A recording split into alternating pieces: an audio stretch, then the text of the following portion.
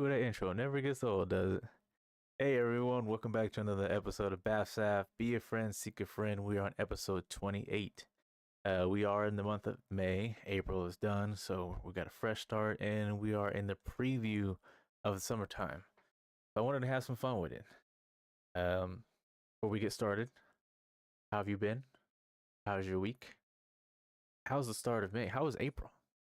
Everything's kind of touch and go for me, but all in good timing, all in good light. So far, so good. Being in the positives. Hope everything's the same for you. If you're tuning in, thank you very much. I love the continued support and appreciation. It goes hand in hand. We're gonna have some fun today, and I can't wait. I'm excited because we have a very long overdue awaited return of one of our guests. But you'll see him in a little bit because look at the setup. Look at this. Look what you're looking at. Tight, right? Boy, getting big on him. All right, folks. So before we get into the swing of things, let me go ahead and start off with this month's schedule, so everyone's familiar with you. If you haven't looked at the post on the socials, Twitter, X, Facebook, let me let you in on what's going on for the month, right? So after today, we've got Friday to Sunday. I'm game streaming for the weekend. Next Friday on the 10th, we are returning as Sketch and Catch featuring Trey. Episode 17. That'll be at 4 p.m. Central Standard Time. That following Thursday, we're going to return as BAFSAF, episode 29 at 7 p.m. I'll be game streaming the 3rd through the 5th, 10th through the 12th, 17th through the 19th. I am not sure if I'm going to be gaming the 24th to the 26th because, one, Catch and Catch is to be determined on the 24th. We got some schedule changes, so I got to see if everything lines up for us. But also, we got an extra week this month, extra Thursday. You know what that means? It's time for us to get down. I have plans for that day, and I hope to keep up with them. I'm currently being told to let the socials know that we live, baby. Go ahead and do that and not crash my computer in the process.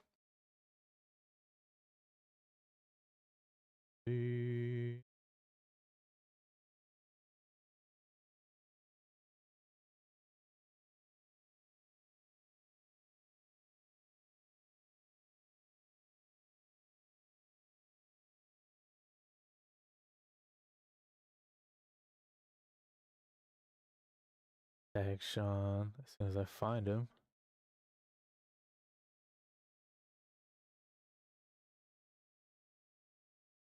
There we go. Is in the building.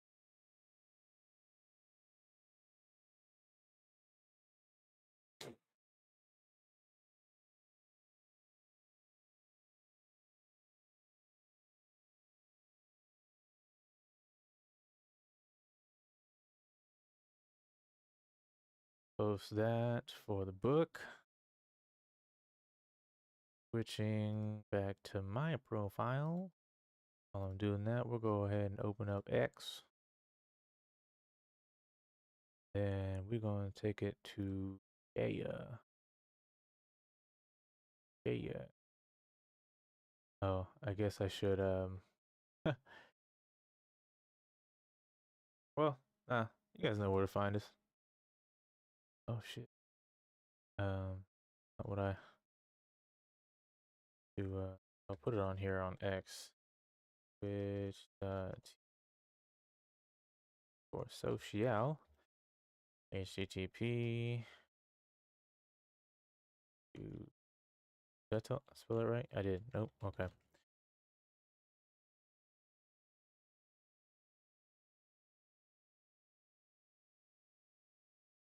Got this video of Sophie Rain on X while I'm trying to type this out, and it's distracting, to say the least. Sweet. Done and done. Go home.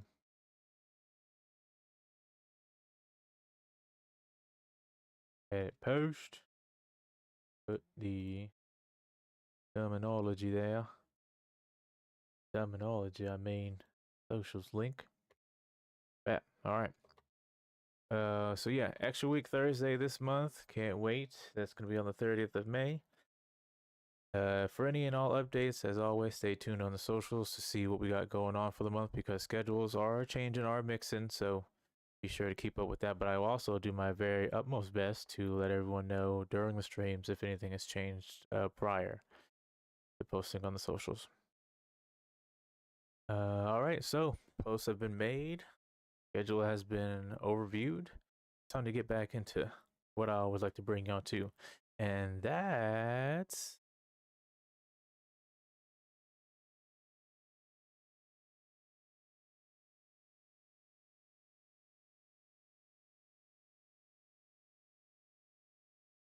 and I forgot again.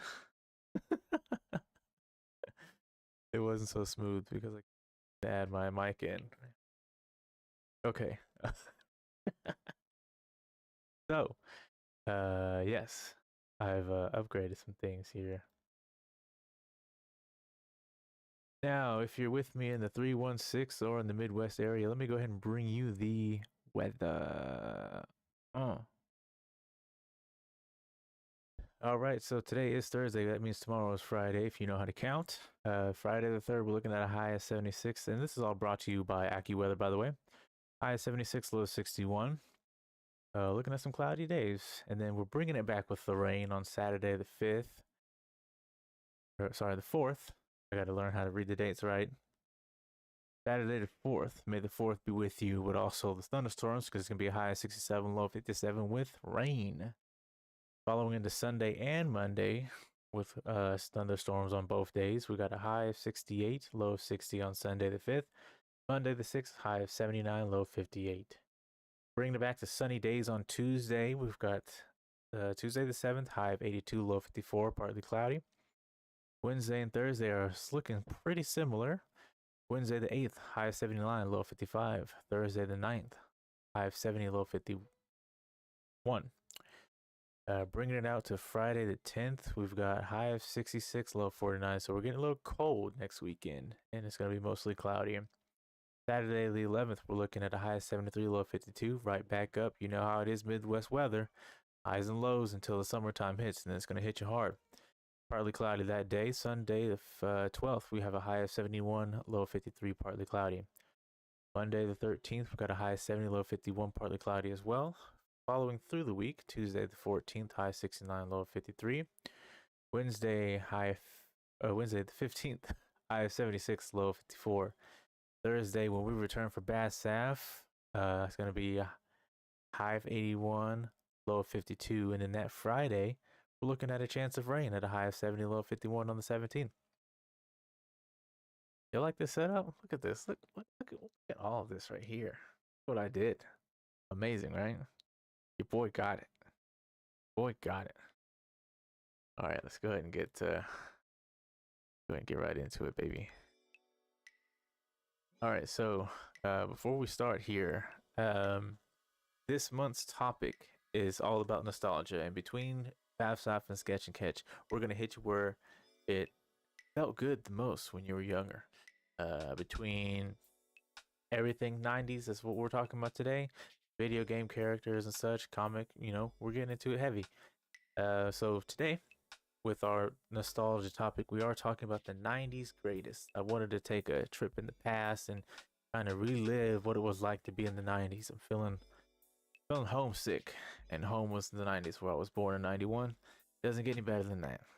If you were born earlier or later than that, after 99, you're all right, but you ain't no 90s, baby. All right, so, you can't think about the 90s without thinking about the top things that just like flourished, thrived even. Music, lifestyle, home cooked food, influences of food, the food wars. There was so much to talk about. And then lastly, what we're going to discuss today is the reality of the 90s from then and now. We're going to hit you heavy with that last one. But let me go ahead and bring on the guest today.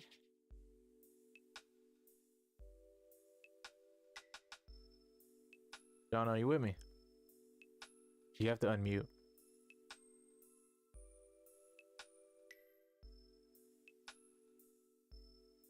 Yeah, I'm glad you said. Yeah, glad you said that. Hey. Boys backing down. Hey. Boys back down. Hey, you know what I'm saying? How's it going, my boy? With a chicken wing. Hey, you already know it. Looking scraggly, looking snaggly, looking snaggly, looking happily. You know I thought you were changing the picture. No, we keeping it. Good. We gotta keep it. Keep it OG. Yeah. No, bro. Like, it's funny. The whole thing is funny. I still got mine, so I gotta change my profile picture. But I mean, look at my hand, bro. Like, come on. It does look like you were trying to throw scissors, but you lost your pointer finger. No, oh man. Hey, I'm glad that's what you see. Everybody, please help me welcome back Shawn. It wasn't that any reason as to why he hasn't been back. It's just I've been a shit coordinator. No, that's not true. I just been trying to I don't know, I was trying to cut down the video times, and like I don't know, every time that I wanted to try to get him in, it was either like you were like sleep or like had to go into work, or like you had to prepare for work, or I just was in like I don't know. Yeah, we done with all that hullabaloo. So let the folks know how you been, man. How's it been going before we start? Another one like the other one, you know what I'm saying?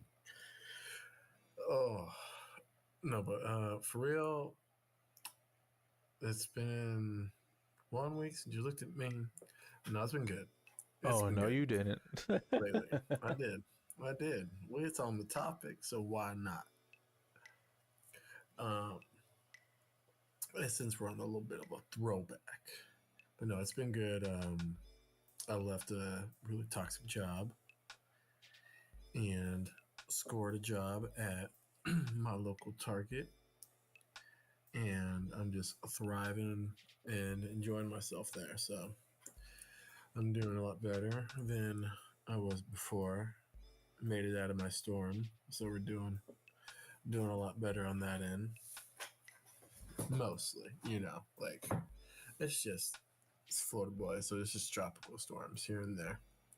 We're out of hurricane season. We're out of that.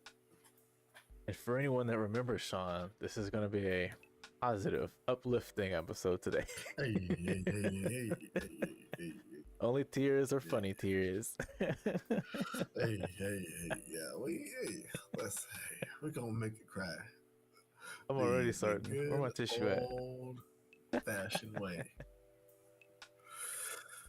Oh, and I'm gonna, just so y'all know, I'm gonna let it all hang out. Put it away. If you know what I mean. Put it away. Put what away? It's just the damn laundry. Shit. Put that tube sock away. Listen, you could throw a little accent on anything, Southern. Especially if you just my buddy posted this and tagged me in it, and I thought it was bullshit. And I said fuck it, read it out loud, and it says you can you can get anything innocent to sound dirty if you add a little bit of butter and put a Southern accent on it. And I was like, bullshit. And I was like, all right, bet. So I bet that look and taste real good if you put a little bit of butter on it. And I was like, fuck. Fuckity fuck. He's right. It does sound a little bit. It does sound a little bit. Same sentence. Hey man. And my dad must be like, yeah, I bet. Which is funny because you country too. Yeah, just a little bit. Like a different kind though. It's like North Georgia mountains. So not like Mountains. down and down south here in Florida too. And the people I was raised around were ranchers and stuff, so I didn't really do any of that. I was just around it, so I don't claim none of that. But I do claim the mountains though. I was up and down tearing them motherfuckers up. Building go karts, doing fucking dog in the woods, chopping trees, and that shit was a good time. Going out to what was called picking in the park, where a bunch of good music's played. Whole lot of good music's played. Now, Went to a lot of festivals there. I like that you mentioned music because today's topic is all about how we were raised and how we lived, what our full experience was being growing up in the 90s and, being a 90s baby. May I ask, what year were you born? 92. True and blue. 92 true blue. So, you were mentioning music just now. We'll go ahead and just kind of slowly segue into it here. Hey, no, get right into it. To kind of give us an idea, because I know we were talking prior to this live episode right now, and you were saying you were giving me a glimpse of the fact like we were living different lives, even though we were in the same time frame, like the same era, which True. I don't think a lot of people think about, but because whenever you think about how you were raised, what you grew up around, you think about where you were actually living, and unless you were a military brat, you kind of get an understanding of how people were in your environment. Kind of give us a little insight on what the 90s were to you and what that felt like like growing up as a 90s baby, being where you're at now.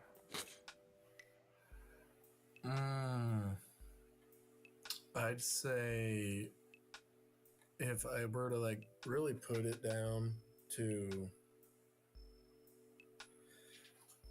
something easy to like think about, it would be like we growing up, at least me in the 90s, the way I grew up, got the last like little bit of like the 80s plus some of the new tech a little bit later on, but we were still riding around bikes.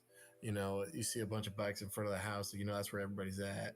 Or you have to go get your friends, go to their house, actually talk to their parents at the front door, wait for them to come in, and their parents are just not talking to you about anything except for your parents, and you have no idea that your parents even have lives that are beyond being your parents. So you just kind of stare at them.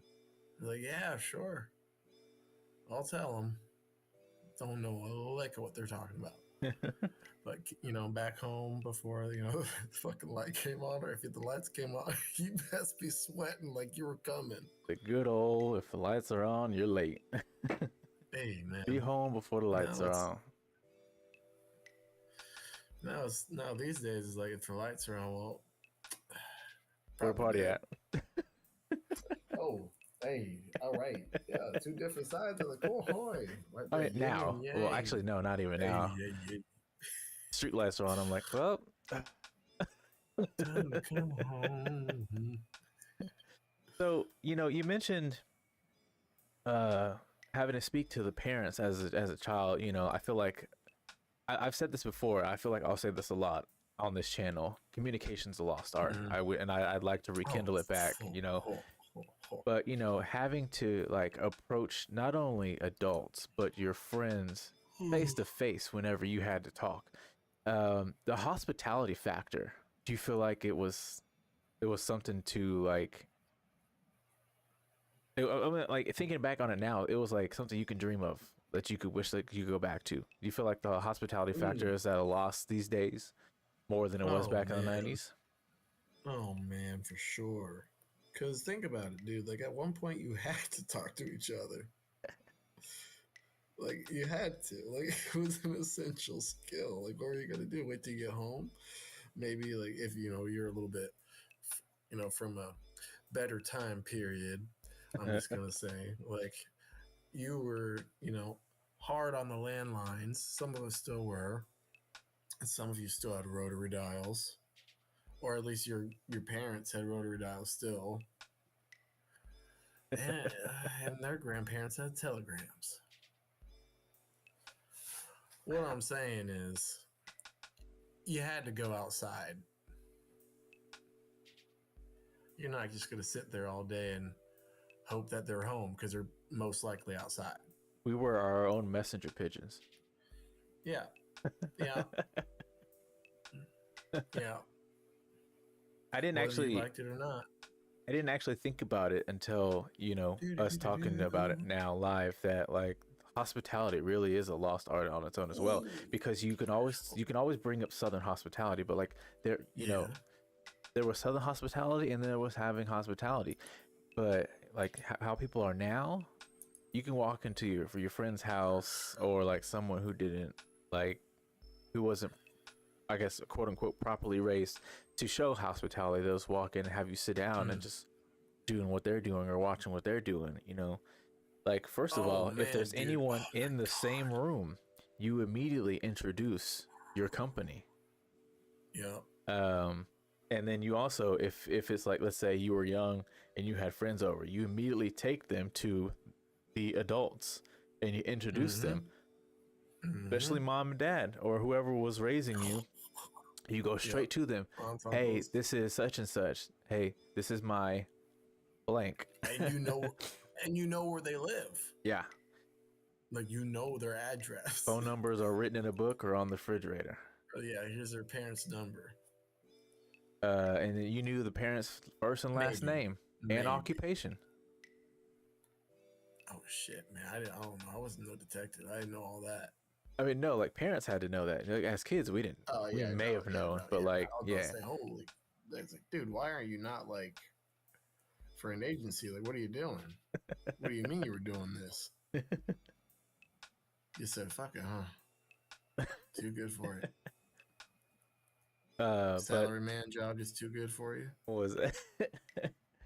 Let's see. Mr. 90s. Oh yeah, so not only are you having to introduce your company to pretty much everyone in the house, right? Unless it's siblings, you're like, whatever. That's just my stupid sister. You also had to be like, hey, you want anything to drink? Hey, you hungry? Oh, hey, okay, so answer me this. Did you live in a house to where, like, if there wasn't a whole lot of food, your parents or the adults didn't like really want company over at a certain time? Like, for instance, I think every now and then, like, hey, ain't no food in the house, so don't be inviting nobody over today. No, Never never. happened. No, never. Different times. Different. But Yeah, it was different because times, the man. pressure of I was hospitality was so fortunate. high that, like, it's like, hey, let's just kind of let's ration the food until we get that payday and we My go grocery shopping. Now, no, my dad knew that life. Okay. My mother did not. They were an odd pair. Ah. One was old money. One was like food stamps. Like, I'm talking Great Depression food stamps. Food stamps. And so he always kept that type of like discipline, and so I learned a little bit of it too. Okay. I don't know where I'm going with it right now, but yeah, we're back, I baby. felt it drop. Yeah, I dropped it. I felt it Like, drop. I was like, oh. Yeah, no, I dropped that. I dropped it on purpose. I was like, yeah, spiritually watching you juggle, and you fumbled the shit out of that. Hey, listen, ain't nothing to fumble if it was going nowhere.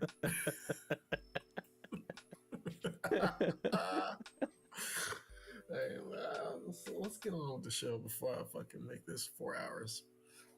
4 hours of bullshit. So when it comes to 90s, one of the biggest things that you can talk about that like really propelled the era was movies. So, for everyone that's watching and will be watching, God, we have devised a list of listed categories that let us like sure. that to us what the 90s felt like, what was a big part of the 90s, like what was our personal experience, anything that we could really delegate the 90s. This is what we encompassed on the list. So we're going to go down, we're going to list them off, and then we're going to talk about them, try not to stick on one subject too long. Because I had to do uh, some audio testing. We're already like an hour behind, so that's my fault. hey, listen, man, this is on brand for us. Yeah, it is. At least for the two, like for the two of us, it's on brand. Now, this for you and Trey might be a little bit different, but for you and me, it's on brand. No, that's kind of the same thing. What time y'all starting? 8. All right, see you at 9. You right. All right, Sean. Let's talk movies, man. Tell me your Hey, list of which movies one you that want you to talk got. about? What's on your list of movies for the '90s? Bro, Saving Private Ryan. Oh, okay, Yeah, starting it off hard. Starting it off hard. Jurassic Park. okay, yeah, These are ones that just were, specific to me yeah. that I enjoyed. I don't want to say too many because I know you got some too. Oh Cool yeah. Runnings Go ahead and say it, man. for sure. If we have Cool repeats, I'll skip Runnings. them. Cool That's Running like is a good I one. had front to back, side to side. I Yeah. watched that movie. Fucking love that movie. Oh man, The Sandlot. nice. I almost wrote that one down. Oh man, you should have. Why not? You'll see why in a minute. Oh man, that's why you. That's hey, listen. Just watch your ass. That dog's gonna be chasing you. You don't know why. Should have played the music, asshole. Keep it going. What else you What you got? get? Man, Independence Day is a good one too. Yeah. Oh yeah, that's a good one. That was really good. I'm just really listening. Not a lot of kid movies. Hook. Robin Williams. That one was good. Free Oh Willy was yeah. very Okay. odd. It was very, very odd. It was not one of my favorites. That's Free for Willy. sure. I liked Babe. Yeah, Babe. Babe was Oh, good. I think we talked about this before. Babe. No, well, Bay. Yeah, we mentioned Bay, but like talking about Free Willy and Flipper. Oh yeah, yeah, yeah. Yeah. Yes, those were odd movies. Odd movies. Um. Let me hit one more. Last one. Yeah. Yeah. Sister Act. Huge. Okay. Huge for me. Yeah. I love Yeah. that movie. I sang so much.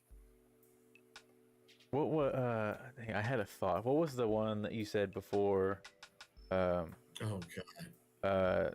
It's recent. You're asking for a lot. No, No, no, no. you're asking for a lot. Now you're making me forget. Oh, well, that's my job, not yours. Free Willy. Okay, what about him? Why do I got to free him? What was before that? Hold on. Hold on. I said Hook. Oh, okay. So, real quick, little tidbit here. You'll probably side with Trey on this, but I told him I haven't seen Hook, and he said, as Sean says, The Door. Yeah. I mean, I can give you a pass on that, to be honest. Thank you. Because me, more than, I realized until, I started becoming grown, like I really grew up with more plays and musicals and stuff than I thought. Like Okay. with old movies I'd watch and like stuff like Hook was normal for Yeah. me to like have in my house in a VHS. Like it was very normal. Like Sound of Music was very normal. Barry Poppins, Shitty Shitty Bang Bang, King and I, like a whole bunch of different stuff like that, like live actions and stuff, as well as a cartoon ones because they know I like those were good too and we liked them. But for like Hook, yeah, no, that was I guess like I can understand where Trey's coming from because that's very odd. For like if we like watch that kind of stuff, like, what do you mean you haven't seen fucking? It's Robin Williams. What the hell? Go watch it right now. How dare you? But at the same time, you got to give yourself, you're good, dude. Not everybody wants to watch dudes in tights. Like I get it. That and Running around after children, like I understand.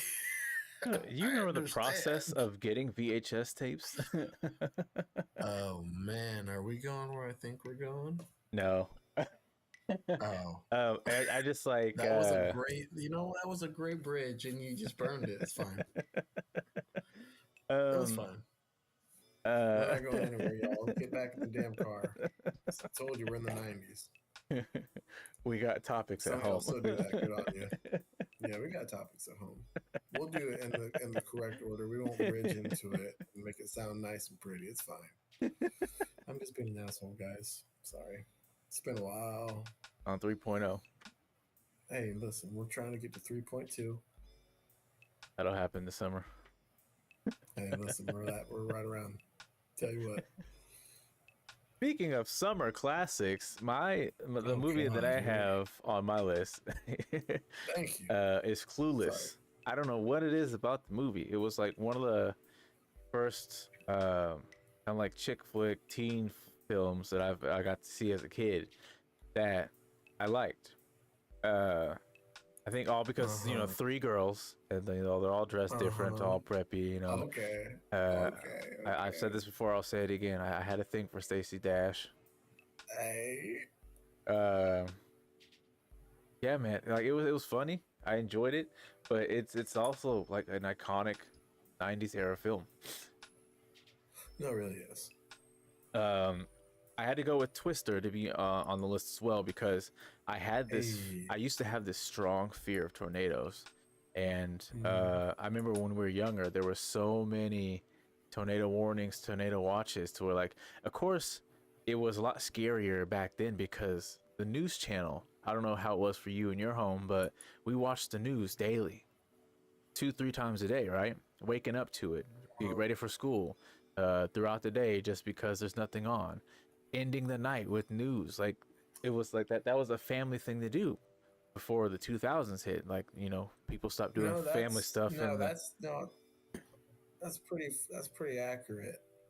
You think That's so? pretty Yeah, accurate. because like I don't know No. what happened, but to me, I don't see a lot of family activity that happens in one single living room. Like we're all confined in our own room now, right? But we used to all congregate in one living room, one TV, because there's only one TV in the house, and you either watch it or you go read a book or play with your toys or go Hmm. imaginate somewhere else. That's probably not a word, but Hey, it is today. like that was like a big deal. So with Twister, because there was always, being in the Midwest, there's always tornado warnings, always tornado watches, the sky turning gray, green gray, the heavy rain, the winds. Like I was a very fearful child, and I didn't like that. So when I watched the movie, I was like, oh, okay, I feel a little better. But like I feel like also in the '90s, like we were closer in Wichita, we Oh, were closer to being hit by a tornado in city more than I've ever known to be hit. Because I think before I was born in '91, I think one hit in like '89 or '90 that like hit the city. Because like they'll always hit outside the city where there's more land, but for some reason they don't ever get to the city. Well, scientific reasons, but yeah, I feel like there was always a chance to where like eventually I had this fear, like because I used to live in this apartment complex for the longest, that that place would be destroyed, just leveled. Cars flipped all over the place. And you know what? You know what else is crazy too? Being in Kansas, did you ever as a kid think that you would actually like live like a glimpse of a moment in time where Dorothy lived with the tornadoes, seeing a cow, it being black and gray?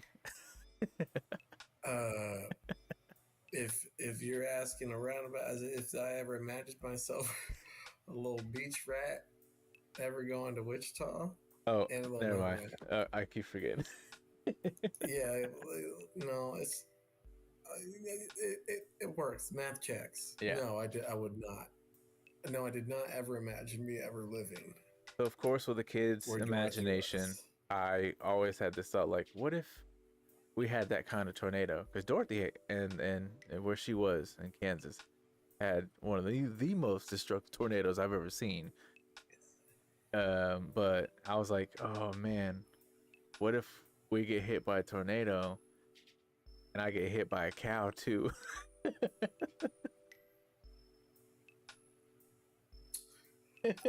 That's still fair. That's really no. I feel like that's just really fair. Yeah. I mean, like being in the residential parts of Wichita, like the quiet parts of Wichita, no.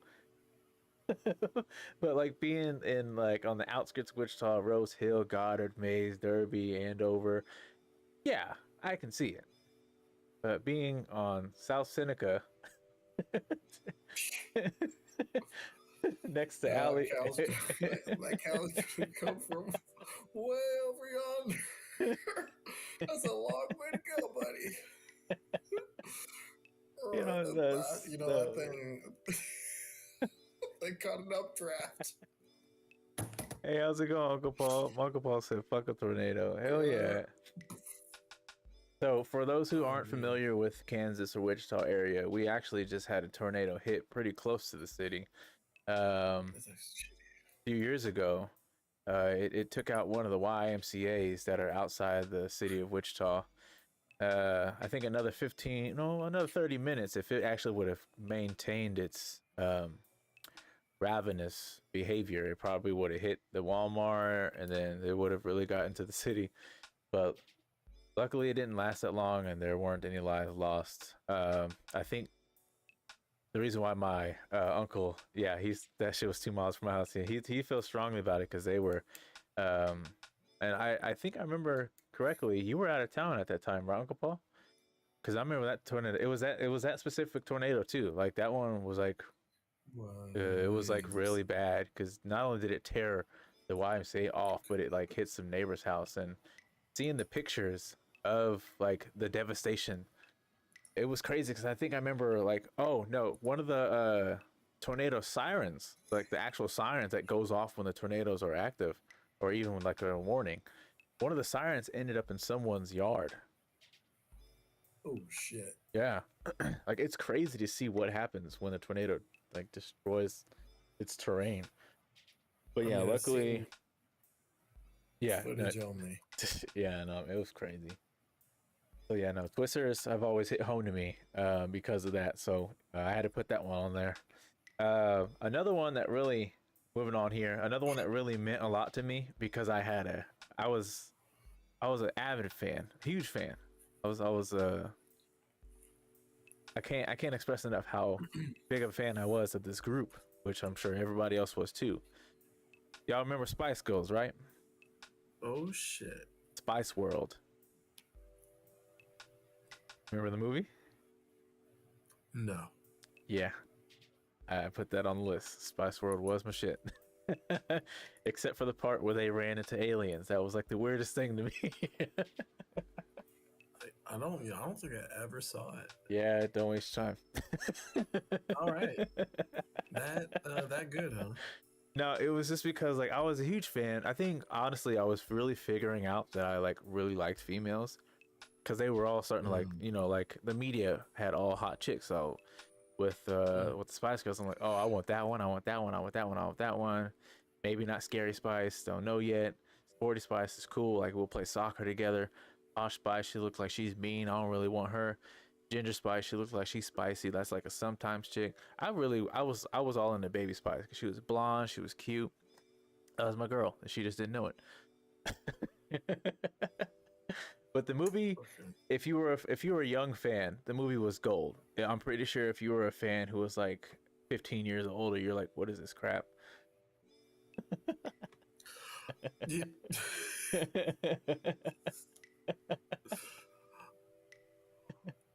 That's possible. um, I had to really dig deep on this one because like it took me a while to think about 90s movies, but this one really hit home because this was one of the biggest, funniest films in the 90s, hands down. I had to give it Okay. to one of my favorite comedians and actors, Pauly Shore, Okay. Biodome. And then also a runner up with Bio. Biodome. Oh, I can't believe I don't know it right now. Oh my gosh. No, because that was my freaking movie. His name was Crawl. Brother-in-law. I think it was like brother-in-law. I don't know, but yeah, Hmm. definitely Biodome. Biodome and Brother-in-Law for sure were like two of the funniest I movies. don't think I've seen either of those. Oh, you boy, go get you some. You are missing out. Those movies are so freaking hilarious. I am going to save us real quick though, Huh, because somebody's going to call our top. Someone's going to try to call our top if huh. we move past this without saying a particular movie. Yes, we both have seen fucking Friday. Back it on up. Okay, yeah, yeah, Back it on yeah. up. We're going to put that Don't one pull on the there. Yeah. cards. Don't pull the cards now. Mm, See, I don't mm. want. You know what? Go. Here's another card that we can't allow to be pulled. Um, Say it. I already know it. Say it. Teenage Mutant Ninja Turtles. Teenage Mutant Ninja Turtle. Sorry. No, no, you're good. Uncle Paul said in the army now. Oh, oh, dude, in the army now. I remember that movie. Oh, that was a good one. I didn't get to see that one a lot. Yeah, that was a good one. It's another Pauly Shore movie. Hell yeah. Oh, we got Keys in the building, and he brings out Men in Black. Oh, Men in Black. Nice touch. Nice touch. Cool. It's Big Key. You're You not a know what I'm 90s saying? anime fan unless you went to the theaters and you geeked out to this film. I'm happy to put it down. Pokemon, the first movie. You're not a fan if you That's didn't go fair. see it. That's fair because I did go see it. That's right.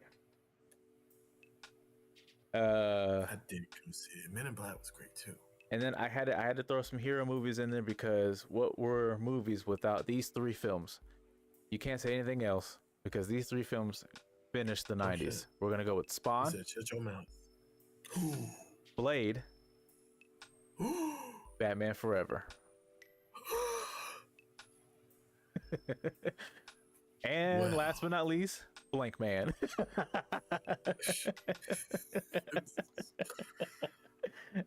I was clutching my pearls and then I let them go.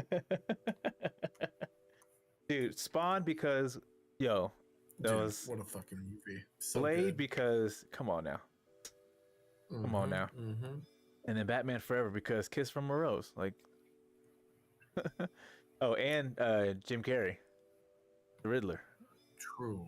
Dude, the way he did that whole bat scene at the end, I can't really remember the movie, but like he was like starting to go insane and like he started to act like a bat. I was like, oh shit. As a kid, I was like, what's this problem? Did we say Mask? We did not. No, That's a solid one too. Like it is. I don't know how many times growing up you just could catch a random person just go like smoke it, and you know exactly what they're talking about. Hated it because they all If ruined you've it. seen the movie. But dude, think about it. That's how we communicate. Yeah, yeah. Movies, Keys books. says Major Pain. That's another good one. Oh, Yes. Keeping us relevant, Keys. Thank you. hey, yeah. Yes. Hell yeah, I like that everyone's like they're throwing in their additions to the list. I really appreciate it. I like please do. knowing what Also, you yeah, really guys, enjoyed hey, in the 90s. Like whenever you think 90s movies, what was it? What did you put in your VHS or your VCR? Yeah, what'd you put in your VCR? if you had one. Independence Day. Okay. Yeah, Sean said Independence Day. Okay, you guys are together on that one. I did not. Did I? Yeah. All right. Yeah. Wait. Yeah. No, wait, what? I don't think I did. What Will Smith movie did you say? I don't think I said one. I could have swore you said. You know what? All right. Yeah, we're gonna chalk that up. We're not gonna go back. We go Friday, forward. The Crow. Did you ever see The Crow? Not I. I think I saw The Crow once, but I wasn't allowed to really see it. So. Oh yeah. Also, just so the audience knows, all of this stuff is for all generations. Like anything that would stuck out to like you guys for 90s and whatnot. This is just for us specifically. Yeah. Because we were kids. Like y'all, some of y'all are adults or young adults. Dude, that's what things. that's what kept my childhood Enjoying going it. is knowing I could watch like these movies, like all of the Teenage Mutant Ninja Turtle movies, even the third one with the samurai one. Oh man, loved it. Listen, if y'all weren't a little freaked out by the live action Ninja Turtles, then what were you doing? My cousin has teeth Those like the human Ninja teeth. Turtles. Ugh, bruh. Keys, to answer your question, that was released in the 2000. Um, yeah, Rugrats in Paris. Yeah, that was the 2000. Believe that was early 2002. November 5th, sorry, end of 2000. And All Grown Up, or All Growed Up, I should say, was in July 21st, 2001. That's insane. Dude, to think about all those kids' cartoons, too. Oh my gosh. There's too many. Let's see here. Yeah, there's definitely like a laundry list of 90s films, but I feel like we had like a good solid list there between everyone that's joined that was in. pretty Yeah, good. definitely. Nothing beats the Blade first scene when it comes to hero movie interests. The music, the vibe, bloodshed, just set the tone. Just set the tone. Listen, if you weren't into the scene by then, you had a headache. You either liked it or you didn't. That club song hit hard. That will Just wanna always be fucking a start thinking legendary about piece. That will always be a legendary piece. Like I will never ever forget the tune. Like nothing beats that scene. It's definitely right. one No, of the it's it's top tier, sure. like there was no like didn't have to have any words. Like now you just come in Yeah. action. Black dude with shades Straight walking through action. a group of people bathing in What? blood. You know, okay, I almost got off topic, so I'm not going to get off topic. But Speaking I of am going to say topic, it just so you pin it. Let's put a pin on it for another top conversation. all right, bet. Type it out Why and pin do it so you we? don't forget about it. Why? What? No. Oh, okay. I was going to say it out loud, but that's fine. Oh yeah, say it. No, okay. Why do we wear shades in the fucking club? Why? Ask every rapper ever. Like why? From all ears. Why do we? he Why? He's just asking about the Mortal Kombat and Street Fighter movies. I feel like Street Fighter was 90s. Street Fighter, let's look it up. Mortal Kombat. Yeah, let's check. Mortal Kombat, the first one I think was 99.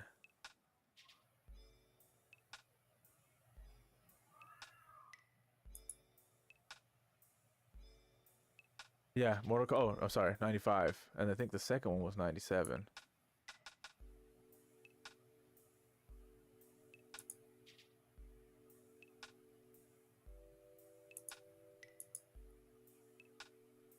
Yep. So yeah, Mortal Kombat's movies were both 90s, and then Street Fighter was 94. Yep. That was also a good one too. It was kind of weird, but I felt like it was still pretty good. I didn't like how slim and skinny Bison was though. It was kind of a fun movie to watch though. Especially seeing who was it, Cammy? I will say that little ass Hadouken at the end of the film where they were fighting in the locker room was trash. Was trash.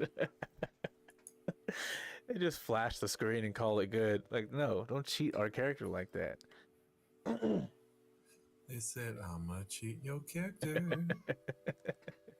Where's moves? All right, Sean. So since you had mentioned topic, since a lot of us were only in school for half of the 90s, we did do a lot. You know, you may have been in preschool, you may have been in pre-K, which is probably the same thing, kindergarten. But what are some of the things that remind you of the 90s when it comes to school? Man, I'm just gonna go right into it. Feel it. Just go right into it. Scholastic Book Fair. Yeah. Dude, nothing. I really thought about everything else. It was like just nothing really trumps that. Like, there's just nothing. There was no greater like feeling, at least for me. Knowing the Scholastic Book Fair was like coming around. Hold on, Sean, because Key said 9/11. Keys, that was 2001. Dwayne Johnson is a great actor.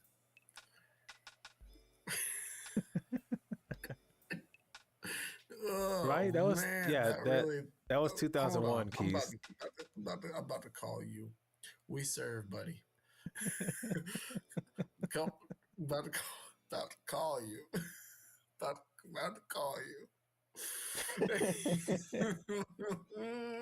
Feel like he typed that out hella quick because he had the Oh confidence. yeah. Not of it. Oh yeah. I remember I was there.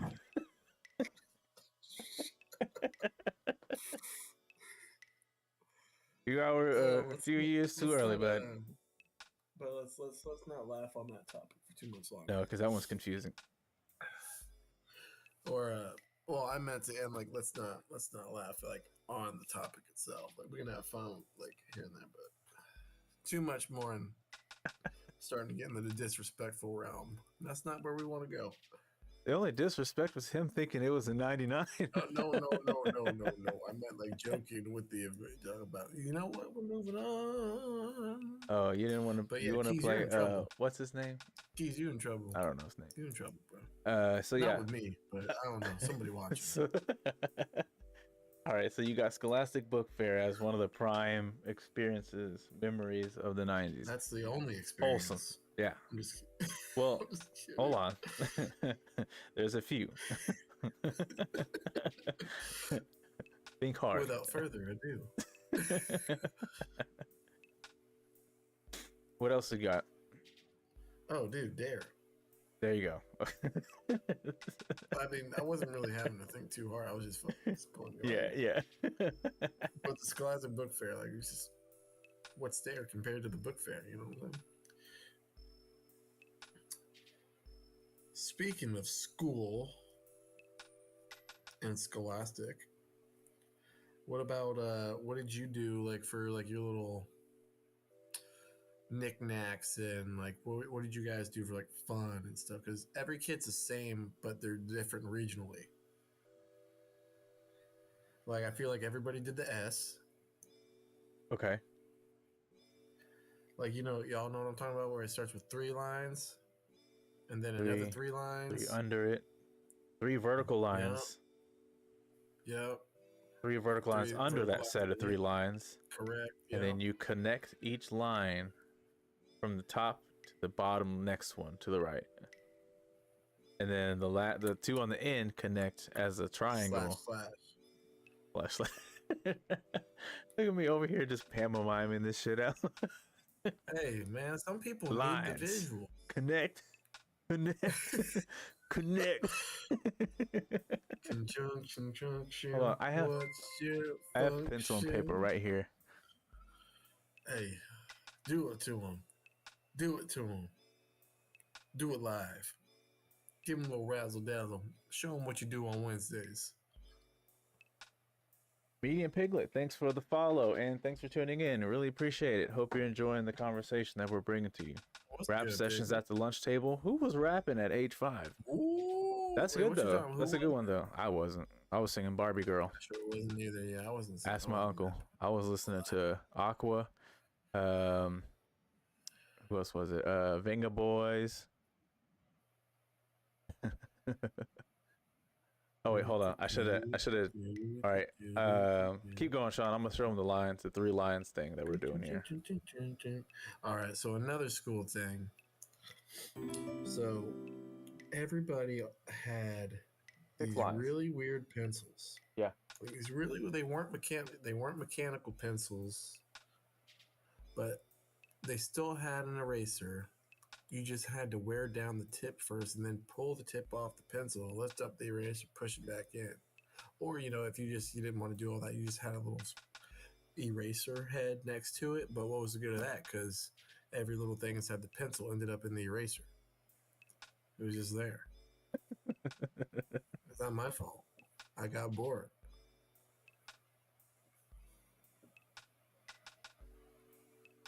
Ooh. As a poor, I honestly I forgot how to do it, so I'm not even gonna try to do it anymore. Hey. It was crap. It was crap. Let's see what else you got for us, bro.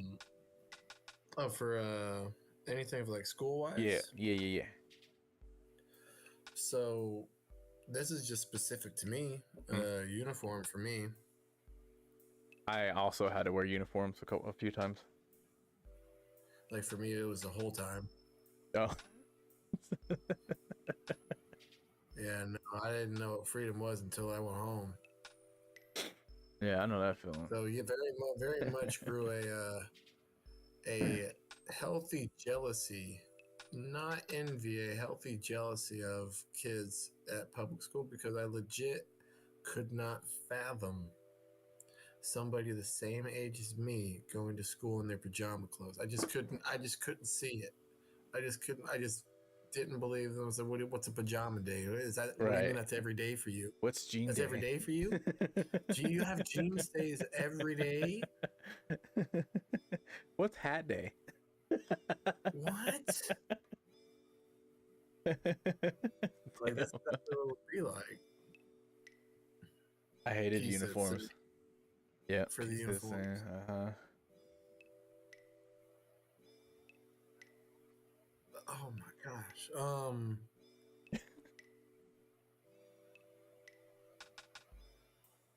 Good Did over y'all there? have? Did y'all have? No, I'm thinking. Like, did y'all have co-ed sports like for you growing up? All right, t-shirts at the That end of too. signing t-shirts at the end of the year. Yeah, that was pretty dope.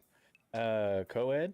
Um, Yeah, like co-ed sports, like for, like legit sports, like it was sanctioned for you to play it. not in elementary school. Yeah, no, our We had school did PE, but that's co-ed it. sports. Like they didn't force us No, to do legit, sports. like legit school teams, like with boys and girls on the team. Oh, really? Yeah, I don't remember having like a sports team in elementary. That's crazy. like I remember being in. I think you could play once you started to get towards middle school. Yeah. But we had co-ed, and those were Okay. like teams with boys and girls. Yeah. Some teams were all boys, but you know our teams had boys and girls and stuff like that. And Laura did those games turn into a different type of game, man. Because like now you're playing on the same field, and your sisters are on the same field as you, and you watch this other kid, like it's a boy, like push one of them over, and I said, all right, well now it's an issue. Yeah. Now it's an issue. So I think like they eventually started to like do away with it because it started to be an issue. Oh yeah. Back Guys when would we be a little bit were too rough, and they're just playing the game at their own speed. yeah. That's what they're doing. Yeah. And Trust me, there's honestly, some girls that would legit just run them over too. It's great to see. yeah, when you know some girl had brothers. Oh my god. And she was not the girly girl. Like she was kind of, Oh yeah. but like, she could play on the field. She'll get down.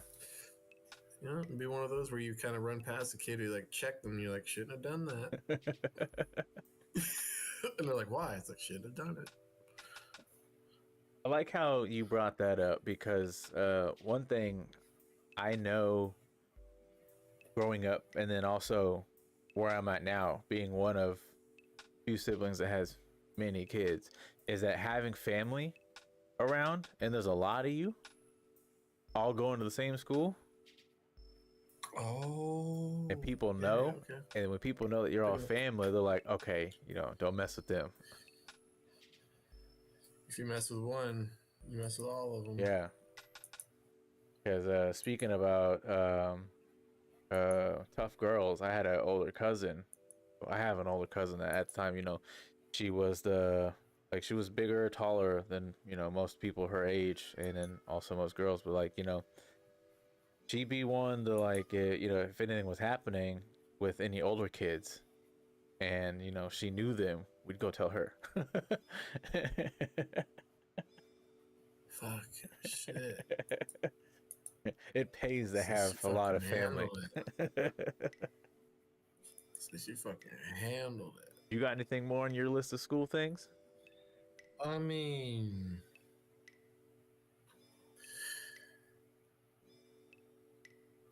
yeah, actually. Um, I guess again, it's dude, the freaking PE, bro. Everybody had the same PE.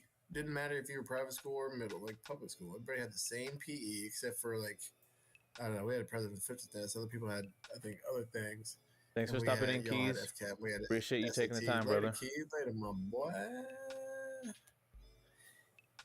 Hey, man. Hey, tell him I said you off. Tell him I said you off. I don't have a star on my chest no more, but you off. I am retired. Tell him a retired star with 3 stripes said you off. Make sure to add the 3 stripes because that's legal trouble if you don't. If you're still here and you're listening, probably not, but because you got to go back to work. You're still doing the thing.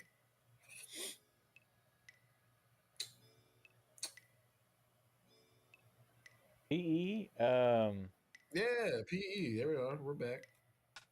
Yeah, I guess in elementary school there was like a time where like half or like a big part of the school would all go. Well, no, I don't. What was y'all's dodgeball called? Dodgeball. Uh, oh, okay. Was it different for you? Yeah, yeah, yeah. I get. Yeah. Very. Really? What did they call it? Yeah. War ball. Damn, that's so aggressive. Yeah. Yeah. I feel like they changed it from war ball to dodgeball just to like ease the. We played war ball. Damn. Okay. Yeah. That's scary. It was like if you got hit, like that was. I mean, you lost a limb. Were the rules the same? Rules, yeah, are essentially the same. If you catch somebody, you the other person comes back in. But no, there was a rule. We had a weird rule. We had a jailbreak rule. What was it? We had a jailbreak. If you I think if the last 2 people legit was just taking they were like taking too long doing what they're doing. Like we'd all pay attention, and you see people start getting up, and you start feeling the energy. It's like, oh shit, like he keeps missing. Like this person keeps missing. They keep missing. Like they're about to call it, and then you're jailbreak, and then boom, everybody rush out. Like and you see all the balls being grabbed, and everybody just throwing at each other. Like, oh, people get hit in the stomach. See, that's the rule of war ball. Damn. Compared to dodgeball, everything's allowed. If I hit you in the face, I hit you in the fucking face. Yeah. Like that's literally that's it, bro. Yeah. Like you take it to the hit, you don't complain about it, you don't whine about it. Dodgeball, yeah, you're not supposed to like do all that. Evidently. Well, but no, depending I don't know on why we called it like war ball. We just did because we were going to war. Yeah. That's crazy, old, bro. Because you were always calling out older kids for war ball. Really? Yep. We were maybe that's why. Maybe that's you know what? I might have just discovered something. Are you starting to unearth some trauma? Yeah, man, I might. Shit. Maybe that's why I was such a violent child. I was playing violent games. I always played war games too. And watching violent rated R movies. Dog, Terminator. All right, we had a lot of similar items on the list of school, so I'll put mine out there, and then we'll let you tell your little Terminator story real quick. Oh my God. Save this for me. So some things that I remember when it came to going to school in the 90s was one, having the Space Maker pencil cases, and then also using glue to put the glue on top of the Space Maker logo, letting it dry, peel it off, and then you play with it for a little bit, then you throw it away. And then you could also you do what you think you do this thing where like you take a marker or you take markers and you color the top of it. You put the glue on it, let it sit, and now you've got a colored little bookmark. Remember that? Did you ever do that? Did you ever know that happened over there with you? Could you say that one more time?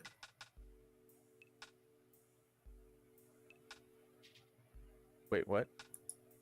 You just said that one more time. Did you know that to ever be a thing when you were growing up? No, like the thing you Oh, just okay. said. So there's these Bookmark. pencil cases. They're called Space Yeah, Maker. And what you yeah. do is that if you wanted one that had color on it, what you do is you take markers and you color in the top of the logo. And then you would take liquid glue. It had to be liquid glue. And then you would pour Okay. the glue on Fuck top of the yes, logo, dude. and then once you mix the glue in, the color would mix in with it. So you'd Oh mix my it around with your finger, let it sit, let it dry, and once it's dry, you can peel it off, and then you can use it like to play with. You can use it as a bookmark. Yeah, it was just weird. I didn't use it like no, I didn't use any of that like as a bookmark. I the reason I like okay, so I paused and had you repeat it because I really had to make sure I knew what you were talking about Mm-hmm. because I did not call them a space maker at all. What'd you call them? At all. The box that smells good because it would always have Crayola like um pencils in them like mine did. Yeah, And I always enjoyed the smell of like the wood. And like if you were like sharpening them and then putting them back, like there was just like a little smell to it in the box. Oh, it would always smell like that yeah. for me. Or like sometimes it'd be Oh, full of okay. crayons and stuff, and you'd smell like what the crayon box, but it'd be stronger because it's inside a little box. Yeah. And so like I really didn't know what they were called. I did the glue and stuff, but that's just mainly what I called it. It's like, yeah, I know it's either the crayon, like smell good box, Yeah. crayons or color box or something. But I I didn't know I what never space actually was. remembered what the name was. I had to look it up. I put pencil case. And I was like, oh snap, that's the name of. Yeah, no, that's literally it. Like I remember Yeah. taking Elmer's freaking glue. I was not a glue kid, y'all. First of all, I hated glue. I did.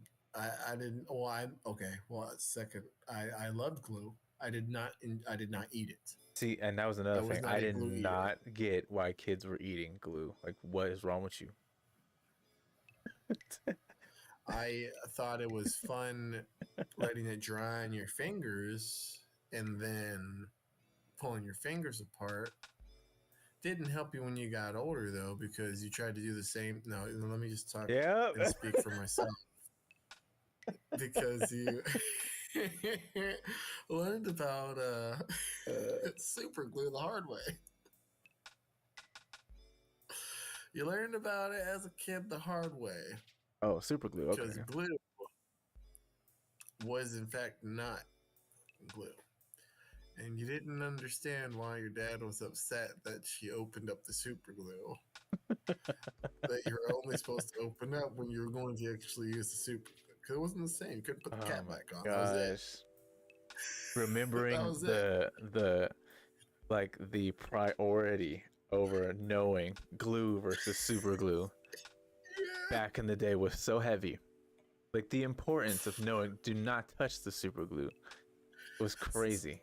As like Oh, as a kid, like especially in the 90s when like duct tape and like extra like gorilla tape and all that stuff weren't really invented yet. Like being having to rely strictly on glue, super glue, nails, screws, nuts and bolts. Yeah, having that super glue out, like don't touch that. mm-hmm. Not that one. Don't get your hands Use the stuck. wood glue. That's the super glue, not the wood glue. Hey, okay, so this kind of ties in with school because of kids. Was there ever a time that you were ever told like if you made a face Did you go to school? and someone smacked you in the back of the head that And you're stick? yeah. No, not the. See, this is where I wonder what happened with you. I was playing Warball and you smacking kids back in the head with a funny face. We were just sort of you made the funny face stuff and did it for a long time. You get stuck, and that would happen. They weren't fibbing. Really? Yeah, no, kids would get stuck cross-eyed, and that happened. Oh, okay. Yeah, that happened to somebody. And then somebody did a really weird face and their face got stuck like that for a little bit. Not like a whole day, but it got stuck like that for a little bit. Oh shit! So that was real. Yeah, it was funny though. It's like, okay. I guess it would be like the feeling, because it wasn't me, but I know the feeling now because I'm older. If like, like if you yawn and all of a sudden you're like, like that shit hurt. Yeah, no, man. Like that's what would happen, but your I face would just be started stuck like that feeling. I started to have this issue where like every like on a rare occasion I would yawn and I'd get this cramp under my like behind my chin, like at the bottom of my mouth. It would just like tense and lock up, and I'm like, ah. Oh yes. Oh dude. Yeah. You're like, oh. Good thing I wasn't eating something or drinking something, because it all just fall right out. All right, I've got a few more on this school list here. We'll move forward to communication. God, I don't think I gave you that list. Yeah. So, field day, Sorry. recess, and pulling your card as a disciplinary action. So, field day, for anyone who had the pleasure of being able to go to school and they practice this. Luxury. Like there was one day out of the year. I think a lot of times it happened around Olympics or something like that. I don't know, but they would play the Olympic song, and you'd go out and they have all these activities set up, and you'd wear your white T-shirt and your blue jeans or something like that, and like they have you go do a bunch of activities outside. You're outside for most of the day. They have popsicles, they got water, they got snacks. You're out playing. You're looking for your friend. You nailed it on the head, dude. It's the school Olympics. Yeah. Okay. Yeah. Because all classes are involved. Yeah, and you out there looking for your friend, trying to play the game at the same time. You send your best out there, dude. It is the school Olympics. Holy shit, it really is. I hated that they would sit there and play the song the entire time. Like, can y'all turn this off? I want to hear some. I loved it. I said, turn Backstreet Boys. No, not for me. I was a super. I was an athletic child. I really wanted to be an Olympian, but not bad enough that I wanted to train for it just to be on TV. I just wanted to look. I just wanted to be there. I thought it'd be cool. Close enough. I'm not running no track. I'm not doing that. I'm not doing. And I mean, as a kid, you gotta remember recess. Did you have recess being in private school? The show? No. Yes, we had recess. That was a good show, though. That was a good show. It was. But yeah, no, definitely had to put recess out there. And then one of the negative connotations of going to school as a kid in the 90s was pulling your card as a disciplinary action. Hated it. Made me cry every time. So when you had a range of colors for a card. They were green, yellow, and red. And you had like, depending on where you went, it's probably different. But for me, it was always like pretty much green, yellow, red, blue, green, yellow, red. Essentially, you start off primarily with green because that's good. If you had a behavior issue or you messed up, like something to which you made a mistake behaviorally, and you had to be warned about it, you'd go pull a card, or it's like something of that nature. So like they'd have this little, So they had this little hanging. Behavior thing. I think yeah. So like they had this hanging board of names of all the kids in your class, including you. You all have the same amount of cards, and if you misbehaved, you go pull a card. You take the green one, put it in the back. It's probably like a lighter green or yellow. And if you continue to misbehave, you hit a red, and then like that's like, oh, go to the office, got to call your parents. For me, I rarely saw any kid get red, but I have seen it before. And I was like, what are you doing? Like, how do you get to red? It's so weird. Just be good.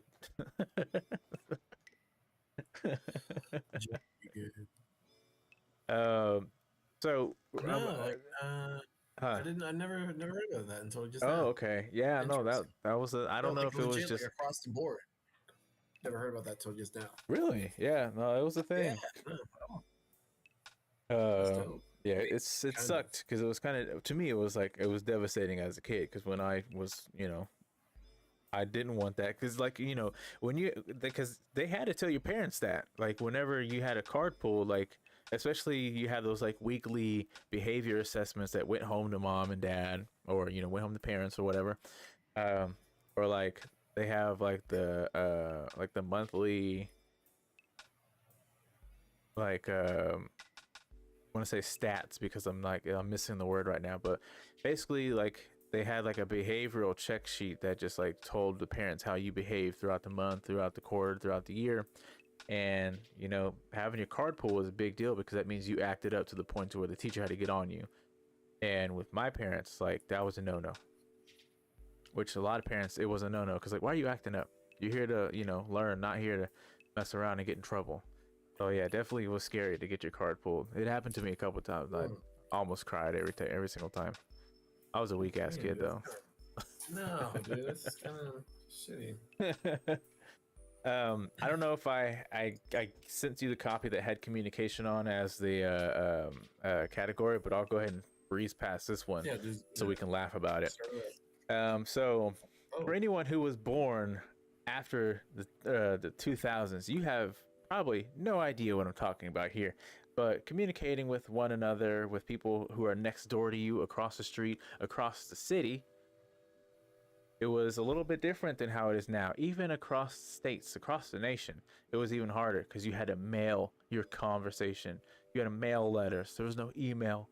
There's no text. Fucking mail. You had a PayPal, or not pay, pen pal. You had a pen pal. Yeah, you had a pen pal, and you had to write your letter. You had to learn how to write on the envelope. You had to learn to put the stamp in the right corner, and you had to lick that envelope. So this category is communication because it was a lot different in the 90s than it was today. And of course, earlier on, it's, whatever. So as far as me remembering how it was in the 90s, you had to deal with corded phones and cordless phones. And with those phones, you most likely had an answering machine. Oh, dude. I can't believe I didn't put pager on here because my Uncle Paul says I missed my pager. He's lying because he had about 6 of them that I remember. No, I remember my Uncle Paul always had pagers, and like I remember he had one that he was like, "No, you can have it." And like him, my mom, and my aunt all had pagers. Everyone had pagers. It was the thing to have, and like he had a bunch of them.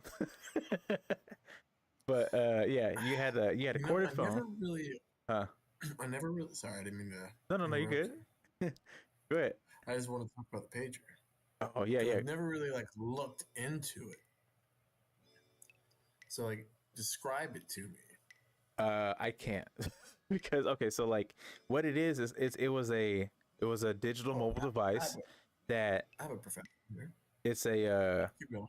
it's I think that you set up a phone line to where you would get an alert that lets you know that someone's trying to call you, and then eventually they got so advanced that people could actually send little messages. Like you'd see a digital message like, oh, they're saying this, trying to call me, all right, I'll call them back. But you have this like hip clip on it, so like you could just like clip it at your hip.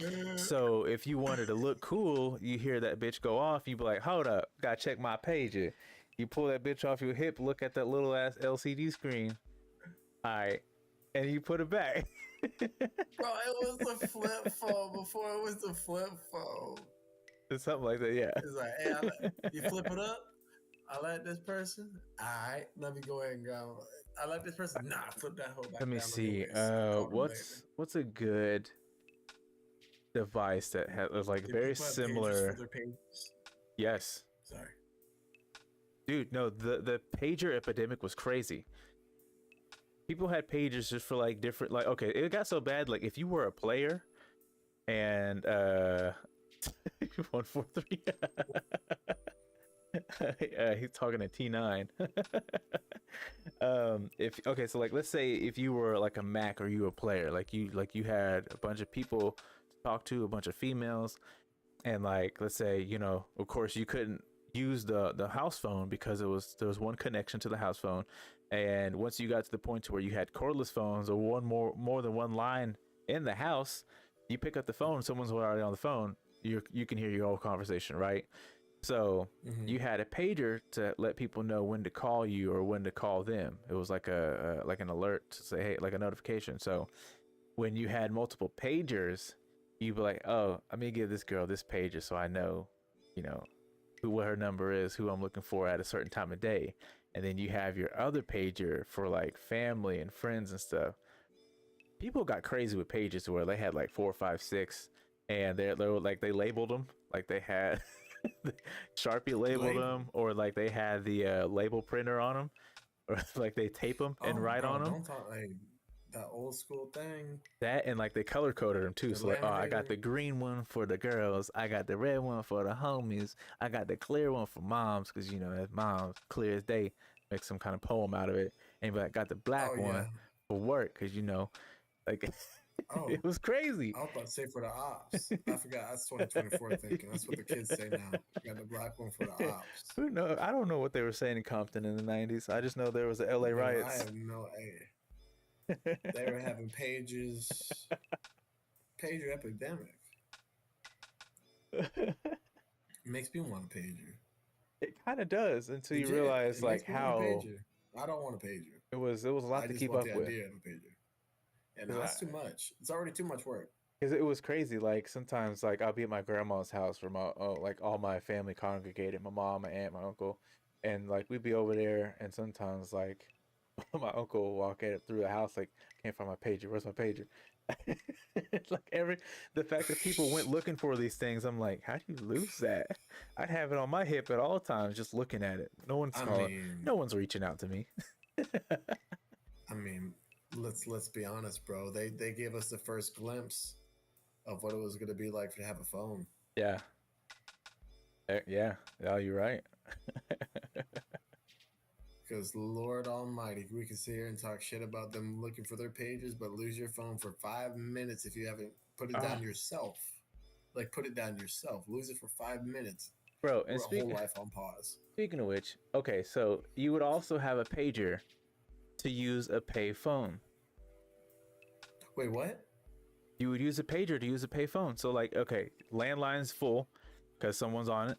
You go up to the local gas station, grocery store, go up on the corner of the street. You use a pager to let someone know that you can call them or they call you. You go use a payphone.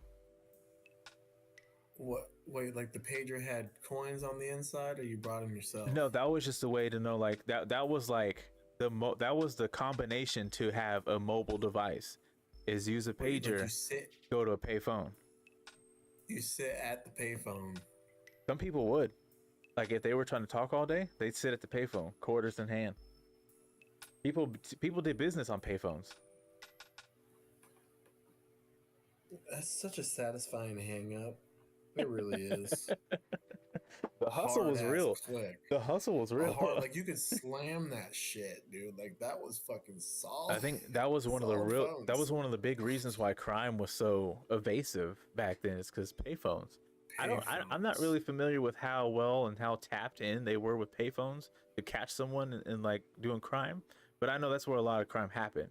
Because like I sometimes you mean, could like some people would mess up and they'd go and they leave a book or like leave a page or they leave some kind of material that had all these numbers, all these contacts, or like if they got arrested and like they got caught and like the cops accidentally left that because that's evidence. You would see all these lists of numbers and everything, and like I think I've seen it once.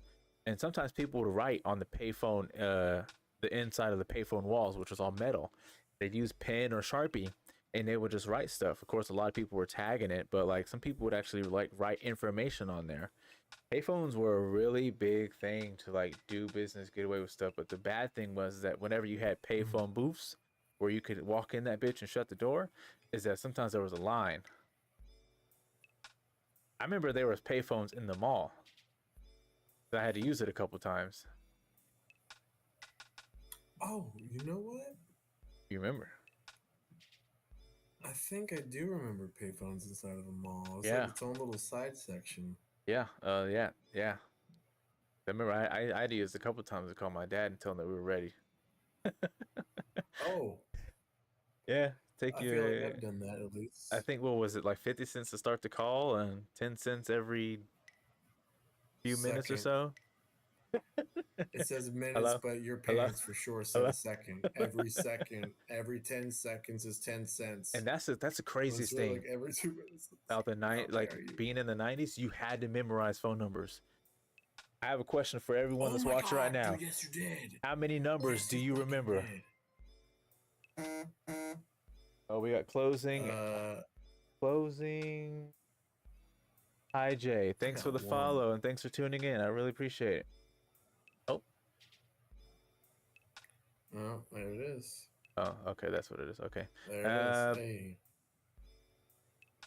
I appreciate closing the offer, but I sheesh.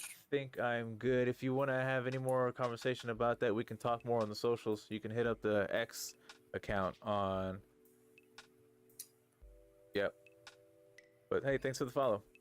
Um, yeah, no, you had to remember phone numbers, had to, and if you didn't, you had them all written down and you walked around with that information, which was also scary because that was all written down. So like, if you fell in some water, all that shit's gone.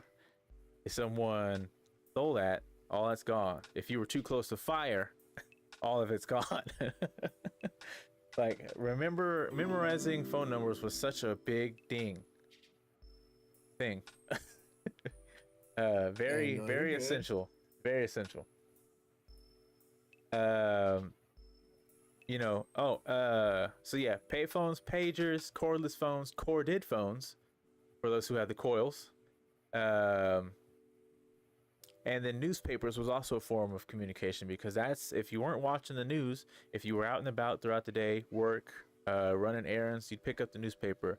I don't know if anyone remembers the newspaper kiosks where you'd have to go put in some money. They would fill that newspaper kiosk up, especially in apartment complexes. If you didn't get the newspaper at your door, or if you didn't pick it up at your local grocery store or your corner store, they had these little kiosks where you put in like $1.50. You pull that thing down, pull an issue out, and you shut it, and it locks back up. Damn, man, that was a crazy time to live in, man. I miss the days of giving out my number or writing on a girl's hand. Oh, bro, the line, that was it. Uncle Paul, That did you was ever have a it, black bro. book of names and numbers? I hated it. I hated it. I hated having to pull out the piece of paper and a pen because as a kid you weren't Oh, ever really prepared. So you'd be like, can I get your number?" bro, we had. Oh, you're talking about for that. Yeah, that was my GTA 4. Have to write down all the cheat codes. My brother said, "What's up, Jaden?" Uncle Paul said I had to hide it from Grandma.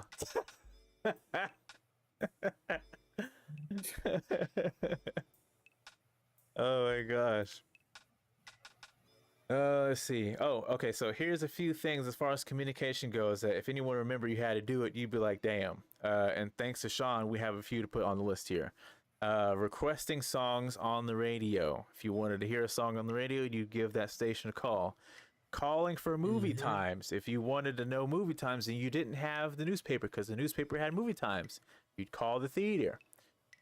Hear that, y'all? Newspaper. Newspaper had all the information you needed. Had the Newspaper. coupons, had job listings, had movie showtimes, Had comics on it. That's mainly what I grabbed it for. obituaries, or like locally obituaries. And Yeah. then of course the one oh the two keys of Yeah. communication if you didn't really have it was one, I was in the neighborhood, and then two, Ooh. as we had already said, in before the streetlights come on. That was your mode of communication. If you were out and about as a kid, if those streetlights are You'd on, you literally late. get kicked out of the house to go play. And I mean, like, not let back inside. Yo, my Uncle Paul said that his Still black got book daylight. had all the pics from girls, like the class pics. Oh, shit. Yo, I've never heard of it. That's the most gangster shit I've heard in my life. That's That was hard as like the fuck. best way to like keep tabs on it. Like that, he was making a little profile Listen, for man, all he's of them. smart as fuck. No, he's smart as fuck. He's not playing. Like, you can't catch this man tripping on nothing. He gonna remember what they look like. He got two What number was yearbooks, on the what? one to keep and one to cut up. Hey, he never missed. He never. Like, you want my hair today? He never got it wrong. He never got it wrong. But here's my question to him: Did you have to sign? Did you have to re-up the class pick if they changed their hair so you don't forget? Oh my gosh, he just dropped a gem on me that I completely forgot about, dude. Oh shit, that's true. Used to sign the picks and give them out with their numbers.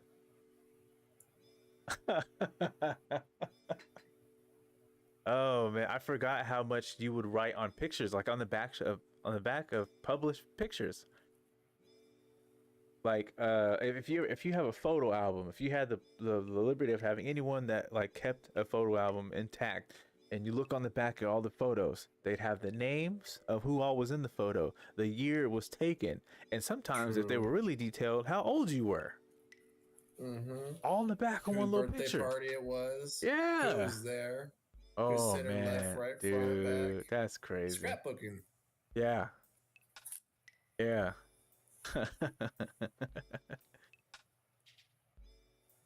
I don't know. I feel like if I was as kids My instead mom of like loved to trading pictures. scrapbook. Actually, you know what? I have traded pictures with somebody before. Yeah. I was too young to do it, but I did it. Dang I man, traded sports pictures. dropping some hustle knowledge on us, man. How to pick up the ladies. Hopefully we don't have to do that no more. Whoops. I said I ain't picking up nothing no more. Speaking of entertainment.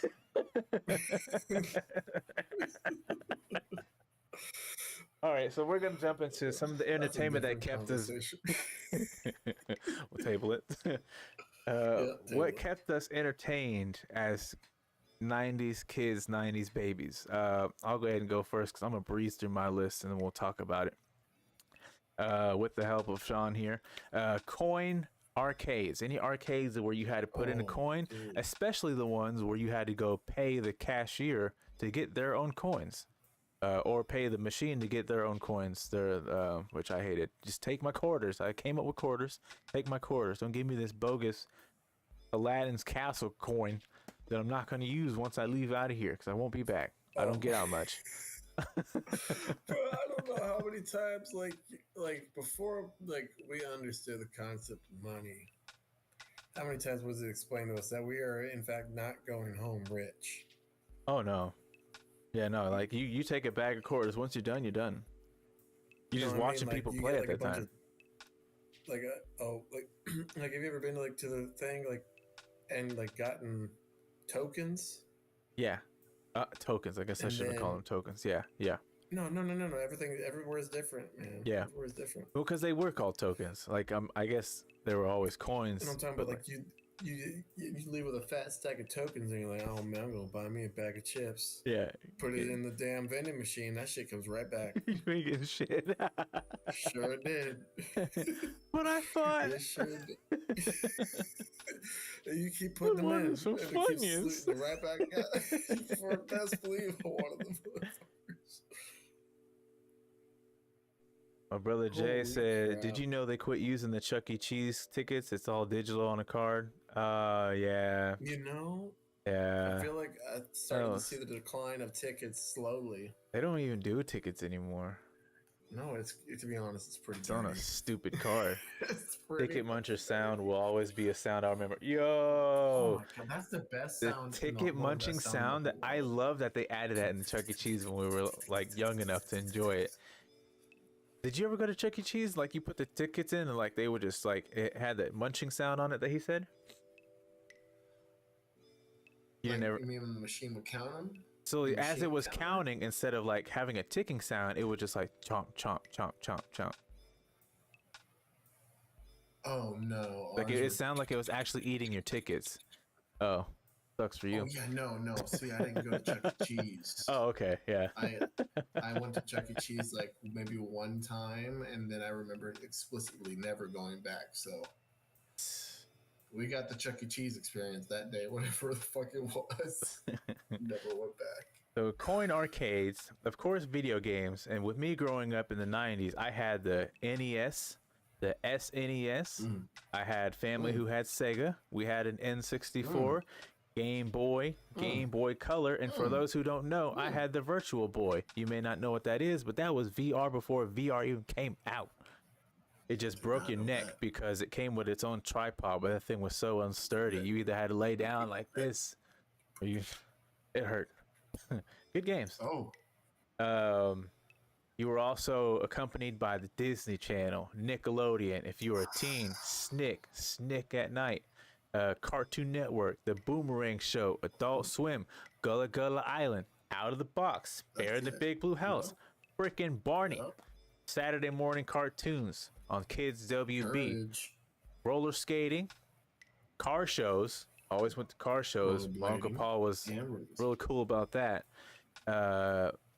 And also using the house computer. If you had a computer, it was the house computer because you probably had yours connected to your phone line until we actually got like a separate service, and then you had Roadrunner.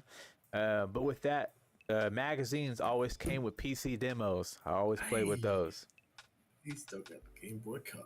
Yeah, I had your 64 when you went to school. Yeah, up in your room.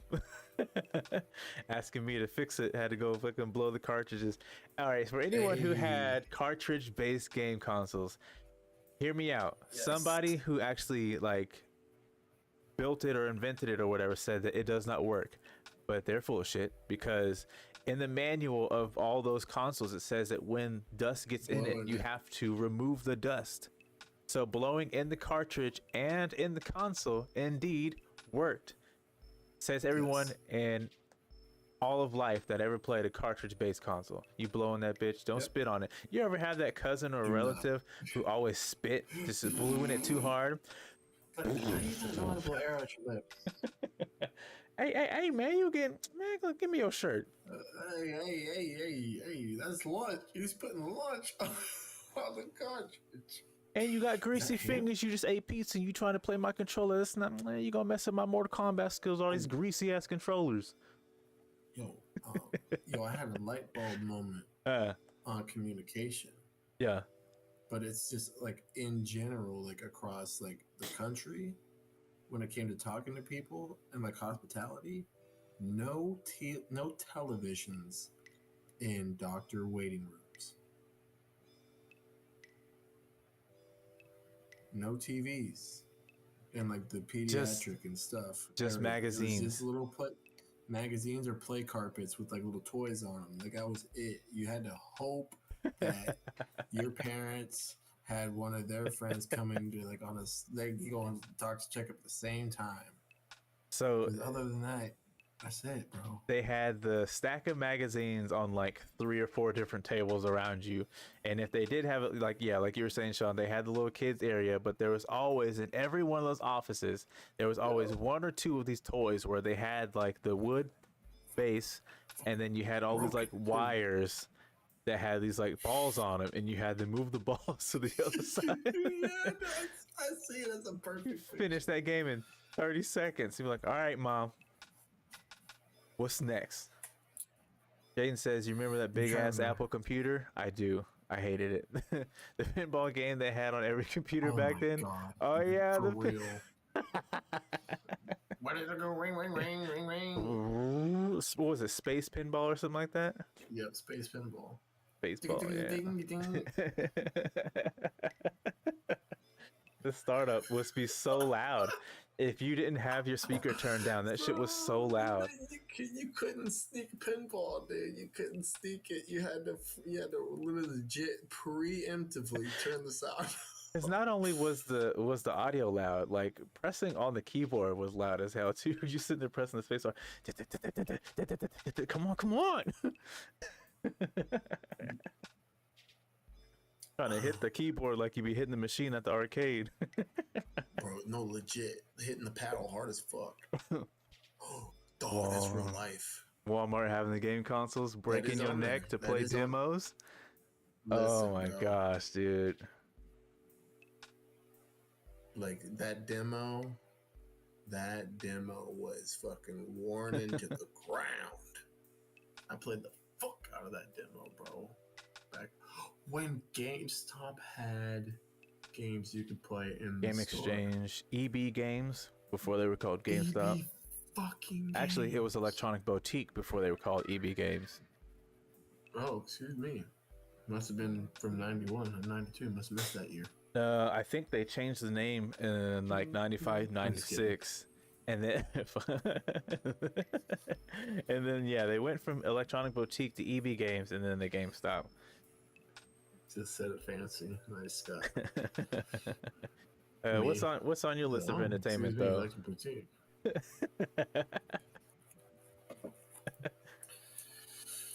Oh man, give me 1 second here. CC Pizza Arcade, yeah, it sucks now. All you can eat, then run games. Honestly, skating. Like back when going to the skate park was the thing to do. Yeah. It really was. Like going to the skate park was one of the fucking things to do. Even if you didn't fucking skate, like it was one of the things to fucking do. If you had access to one. Yeah. Other than that, you were a natural street skater, and you had to make it like that. I was too clumsy to skate. I had a scooter. Hey, that was still like part of it. Like, but man, Busted up shins for days. It felt more real. Like it was still like idolized. That's the proper term I'm going to use. It was still idolized. Yeah. Oh, that was big. Yeah, it was big time. I'll be right back. Okay. Jaden says GameStop magazines every month. Yeah, I did. I remember they were Game Informer magazines. I remember having them. Honestly, I don't remember how, because if I remember correctly, to have a subscription to those, you had to pay. I don't ever remember paying. See, Uncle Paul said Discovery Zone, DZ Zone was a big one. Garden Hose Water. That was a big one. That definitely was a big one. Back when the water was all right to drink, the tap water was cool. Every now and then we had like a little issue where like they had a citywide ordinance to say boil the water or don't drink it. But I drank from tap like for a very long time. Even I used to be fine with drinking tap water. Immunizations, yeah. That's how you knew. That's where you got your calcium, not from the milk. You go outside and drink that damn water.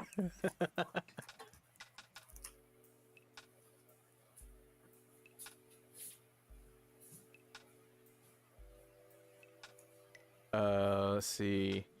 Oh yeah, and the fact that like you had the option of being able to subscribe to magazines on an annual basis to get one each month was crazy. I used to like being able to go to the grocery store to go directly to the magazine area and see that they had the magazines open, because they started wrapping them in plastic because people would go take the cheat codes. But yeah, I'd sit there and open up the magazine, see if I could take any codes home instead of buying the magazine, and be like, all right. Because a lot of the games that they had in the magazines I didn't have or play.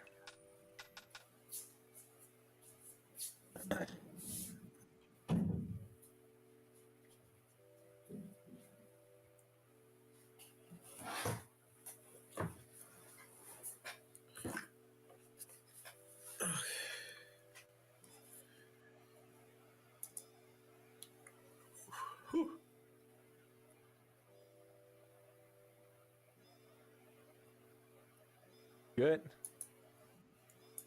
Yeah, no, I'm good. I had to go grab my food. Oh, okay. We're gonna have to breeze through these lists. Yeah, I know. We did the thing. We said did we the weren't thing. Gonna do. So let's go ahead and have you list off what you have for entertainment in the 90s. We'll move on to music. Okay, so I had pretty much like not much too different than what you had mentioned, like Celebrity Deathmatch, Nickelodeon, Nick and Night, VH1, MTV, Cartoon Network, Boomerang, Adult Swim, Um, dude, acting like you were in a music video with your friends was probably one of the best forms of entertainment. Say that one more time. Pretending you were in music videos with your friends. Oh yeah.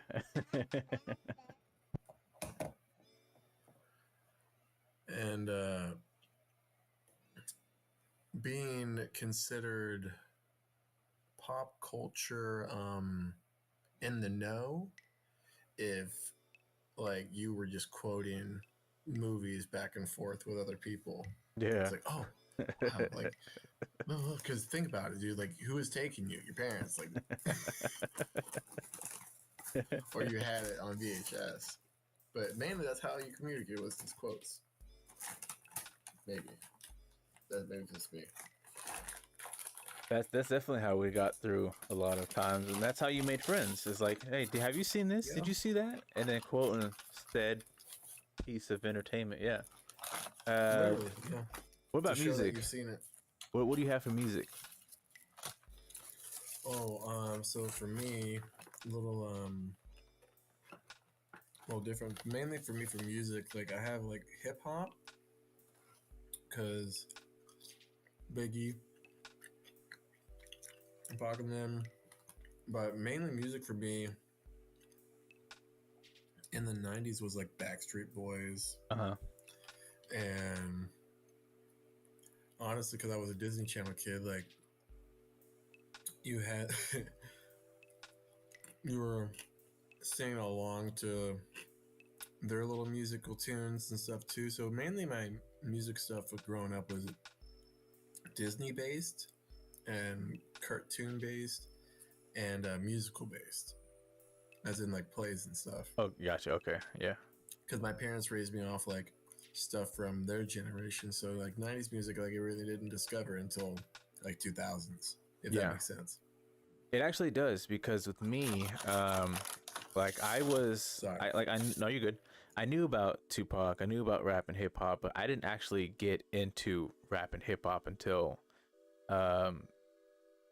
50 Cent, Bulletproof, I want to say, or Get Rich or Die Trying. Whatever his first like major album was, I was like, oh, okay, this is, and then Eminem and all them. But no, like with me, music, the reason for that is because like I got heavy into techno, house, trance, techno, just like everything techno. That's because like it was popping in all the movies. My uncle was like a big part of like the DJ and rave car scene, so that was like the music that was always playing. The breakdancing scene, all that. Oh, that was big too. I heard that was big back then. Oh my gosh, like that was like, I think that was like peak it, like if you knew like you had a good crew, like that was, I think that was the last time you could have like a crew where you actually went out and did something that wasn't violent. So, like you go out there and break dance with your boys, and then of course if you all knew how to DJ, you'd get down with DJs and have DJ battles, and then you take it out to the street and you'd race your cars. Yeah, man, doing dangerous shit. The racing was the most dangerous one, but yeah. But like that's what I saw, like seeing all that. I loved that I just love that entire like little era of that whole like street scene, pretty much. Hearing all the cars go up and down the street, and then seeing all of them lined up, and then you go to car shows and you got all the ones who have like the underlights, the lights on the interior. And that was back in when they actually deemed it illegal to have the lights under the car and on top be red and blue. You couldn't have them be red and blue. It was illegal because it kind of like they said it acted as a police vehicle, which was also illegal. So yeah, it took them a while to actually make all that stuff legal. CD, okay, so like CDs were a big thing. If you had a Walkman CD player, like you always had to get the one that was anti-shock, because you didn't want your CDs to skip every step you took, everything you did. MTV and VH1 was where you got a lot of your music from if you were at home watching TV. Boom boxes were still popular. Boom boxes, especially with how they made them smaller. Yeah, boom boxes were a thing. Um, and then the biggest thing as a kid, when you hear all the music, like all the Britney Spears, Christina Aguilera, Backstreet Boys, 98 Degrees, NSYNC, New Kids on the Block, Beastie Boys, Sugar Ray, That was my shit. Sugar Ray was my shit, bro. yeah, Alien Ant Farm. Because I grew up like on the beach or by the beach and surfing and stuff, so I really loved Sugar Ray and stuff like that. Oh yeah, that was big for you guys. Yeah. So you remember there were two organizations that would release songs that were clean for kids. Now that's what I call music and kids bop. I'm not gonna say what I said yesterday.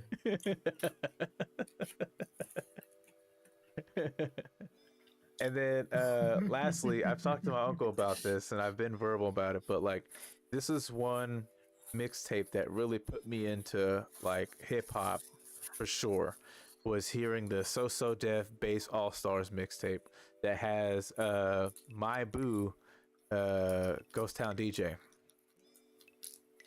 At night I think of you. Yeah. Go. Yeah. Reminds me of 2016. And what was it? So like I remember my mom had this one cassette tape that had this guy, or the song was called Diddy. I think his name was Paperboy. The rapper's name was Paperboy and the song was called Diddy. Actually, I still like the song to this day because it's a pretty good song. I remember when I first saw it, I was like, Diddy, like P Diddy, like Puff Diddy. But like when I heard it, I was like, this isn't P Diddy. I like it, but it's not P Diddy. This isn't Puff Daddy. I hated his name changes. It annoyed the fuck out of me. It was weird. It's so annoying. I for sure didn't call him no Puff. I'm sure as fuck didn't call him no Puff Daddy. Yeah, I wasn't calling nobody else daddy. What the fuck? That shit was fucking weird. Even as a kid, that shit was weird. Like, nope. I know him as P Diddy. I'm not calling him Puff Daddy. I don't care what he called him though. I'm calling him P Diddy. Yo, okay, so check this out. We went over some locations with each other the other day, but what were some that really stood out to you, like being out and about as a kid? Mine, as everyone's were as a kid, Toys R Us. I also enjoyed Suncoast in the mall. I enjoyed going to FYE, and the nationwide phenomenon that everyone loved, Blockbuster. My uncle already mentioned Discovery Zone, but we also can't forget about the dying legend, where you had to get all your information if you couldn't find it. Libraries.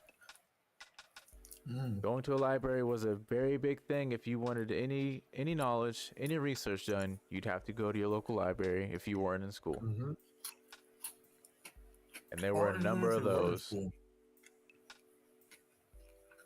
That was a very normal conversation. Yeah. Like, oh, I gotta go to the library today. That was a normal thing. Yeah. When it should have been, I get to go to the library today. Jaden says Sam's Club for the free food.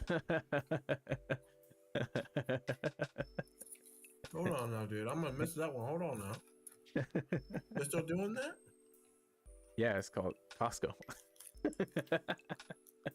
I think Sam's Club still does it too, but we have a Costco membership, so we get to do that now. Oh. I don't take the food though. I don't know, for some reason, like I go to the shop. I don't want to stop and eat all these like little treats and stuff. I don't want to know. I don't want to sample. I want to get and go. Too much going on in Costco. Loyalty. Costco membership. Sorry, excuse me. I'll correct my tone.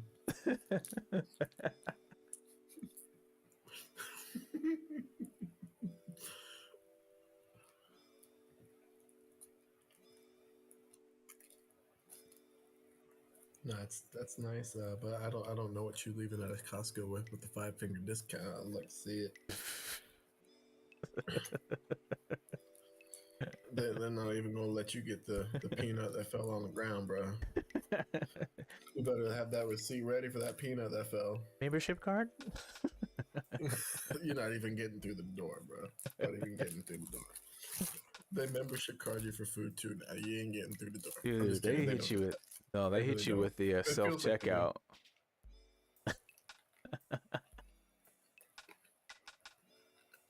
I remember. Getting I'm just getting food. set, roller I'm arena. just getting food.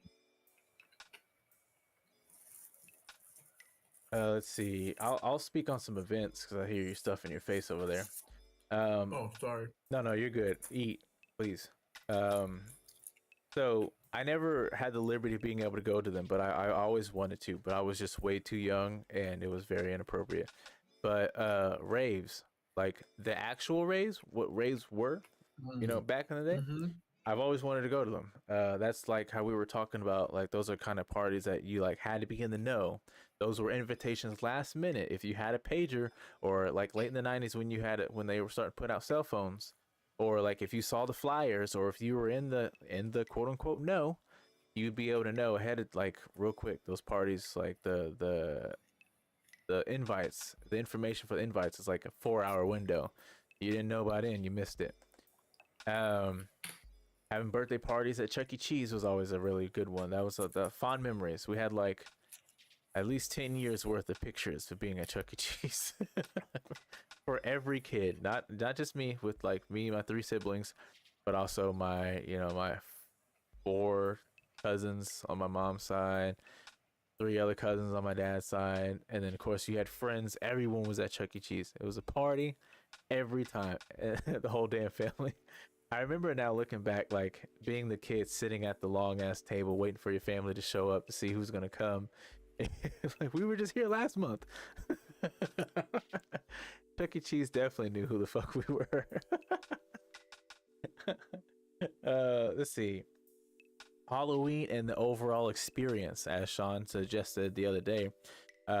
He did make a valid point. The Halloween experience is definitely a different one because you can't be out like you used to. There's a lot more worry and awareness to be had. I feel like the weather is colder. It doesn't feel like how it does in the movie Halloween on Disney Channel anymore. The feel, even just seeing kids do it, it's just not there. I don't feel it. And then there's some big ones that I remember seeing and knowing growing up as a kid, like actual national events that happened, and even global. The LA riots were a big one. I had like a fond, small memory of hearing about that on the news.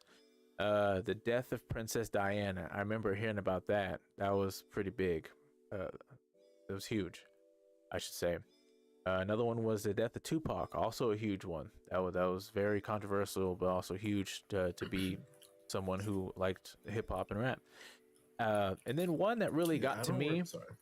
No, you're good. One that really got to me as a kid, with him being one of my favorite comedians and actors, was the death of Chris Farley. I don't know why, but when I saw Tommy Boy, I really enjoyed the character bond between him and David Spade. And after I watched Tommy Boy, I remember hearing about Chris Farley dying, and I was genuinely upset. To the point to where I wanted to watch the movie again, but if you didn't have the VHS and you didn't have the HBO channels 13, 14, or no 14, 15, and 16 on the broadcasting stations where all the movies were, you might have missed it. So I definitely took that one to heart. That was a pretty heavy one. Rest in peace, Chris Farley, Tupac, and Princess Diana, and anyone who lost their lives during the LA riots. Let's see. Fashion. You can't talk about 90s unless you bring up fashion. That's definitely a big one. I'll start with it because everyone had We them. try. Overalls. You were definitely somebody if you had a pair of overalls in your wardrobe. Still making a comeback. Yeah, kinda. Yeah, not a huge Right. not a huge comeback, but Maybe, they're trying. maybe I'm just getting older and it's getting more normal. Yeah. Going back to the southern days where the overalls is a daily attire. Coming back. No, I'm just getting there. Oh. Let's see. Shouts out to Tommy Hilfiger, Calvin Klein, Nike, Nautica, Jordan apparel when it first came out, and Very boxer nice. briefs. Bam. The transition to going from whitey tighties to boxer briefs as a kid, phenomenal. And I'm gonna hit y'all with some food to remember what the food was like in the 90s, what we ate. Oh my god. Ice cream chucks were all over the place, especially during the summertime. Cereal was different, better in my opinion. I forgot. I forgot this was a thing because I eat different now. But like as a kid, I used to be able to enjoy lightly toast some bread, put some butter on it, cinnamon sugar on top. Boom, cinnamon sugar toast. Candy. I remember when they had released the Gushers, Fruit Roll-Ups, Fruit by the Foot, Hubba Bubba, Bubba Tape, Ring Pops, the chalk candy, candy cigarettes. Remember all those as a kid. Big League Chew. Yep, that was another one that came out in the 90s. Big League Chew. I remember I had one time and I ate too much and like my jaw hurt. Yeah, dog. And I almost threw up. Like I almost threw up. It's tough gum. It's tough as fuck. It's good to be chewed for 30 seconds and spat out like tobacco. Yo, flavor gone as soon as you lick it. As soon as you open the package, it's stale. You smell the flavor away.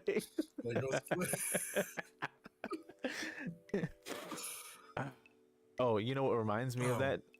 Wrigley's gum. Dude, same we thing. Don't speak of Wrigley's. Same thing. We just two chews and you're through. Bro, the only good gum they ever had was, what was it? The cinnamon is red. Wrigley's and Juicy Fruit the same? No, I think they were different. That's another one, dude. Juicy Fruit. Juicy Fruit. What? That gum was actually fucking pretty good. Damn, bro. I forgot about the Juicy Fruit. Wait, didn't Juicy Fruit come from Wrigley's? Like they coined, like they rebranded, right? But it was like their only good one. Yeah, like Wrigley's Juicy Fruit. Yeah. Only good one. Yeah. It actually lasted. They're like, here, have this one and try the rest. Oh, gotcha. Yeah, Wrigley's Juicy Fruit. That's what it was. Yeah. Damn, dude, that's crazy. Fucking Wrigley's. That's wild. What was that? Big Red. My mom always ate the fuck out of some Big Red cinnamon gum. I never fucking liked it. I loved the Winter Fresh. My mom always ate the Big Red cinnamon. My dad always ate the spearmint and double mint. I didn't get the wait. There was more flavors than cinnamon. Yeah. There was Juicy Fruit. There was Winter Fresh. There was spearmint, and there was Big Red. My uncle said the same thing. She always had it. My mom always had the Big Red. I don't remember. I remember spearmint, Winter Fresh, Juicy Fruit, and Big Red. Yeah. Was there another one? There's like a. Was it just 4? Double mint. Double mint gum. Yeah. Clean it up? No, it's Orbit. She lived at QT. Yeah. We got a lot of QT stuff when we were a little younger. That's because I like the Quick Trip. Are you not? Oh no, that was Phillips 66 where we used to live. Making the trip to Quick Trip was it was pretty fun.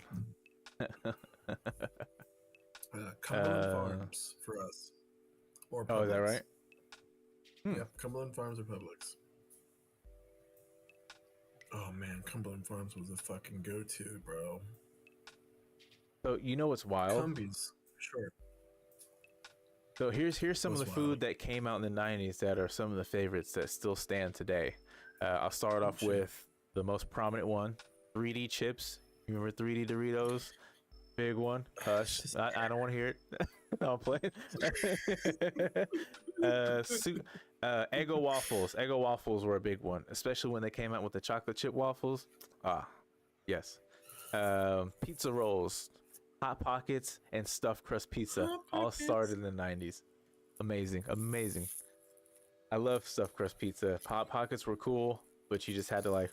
I mean, they were cool in the middle.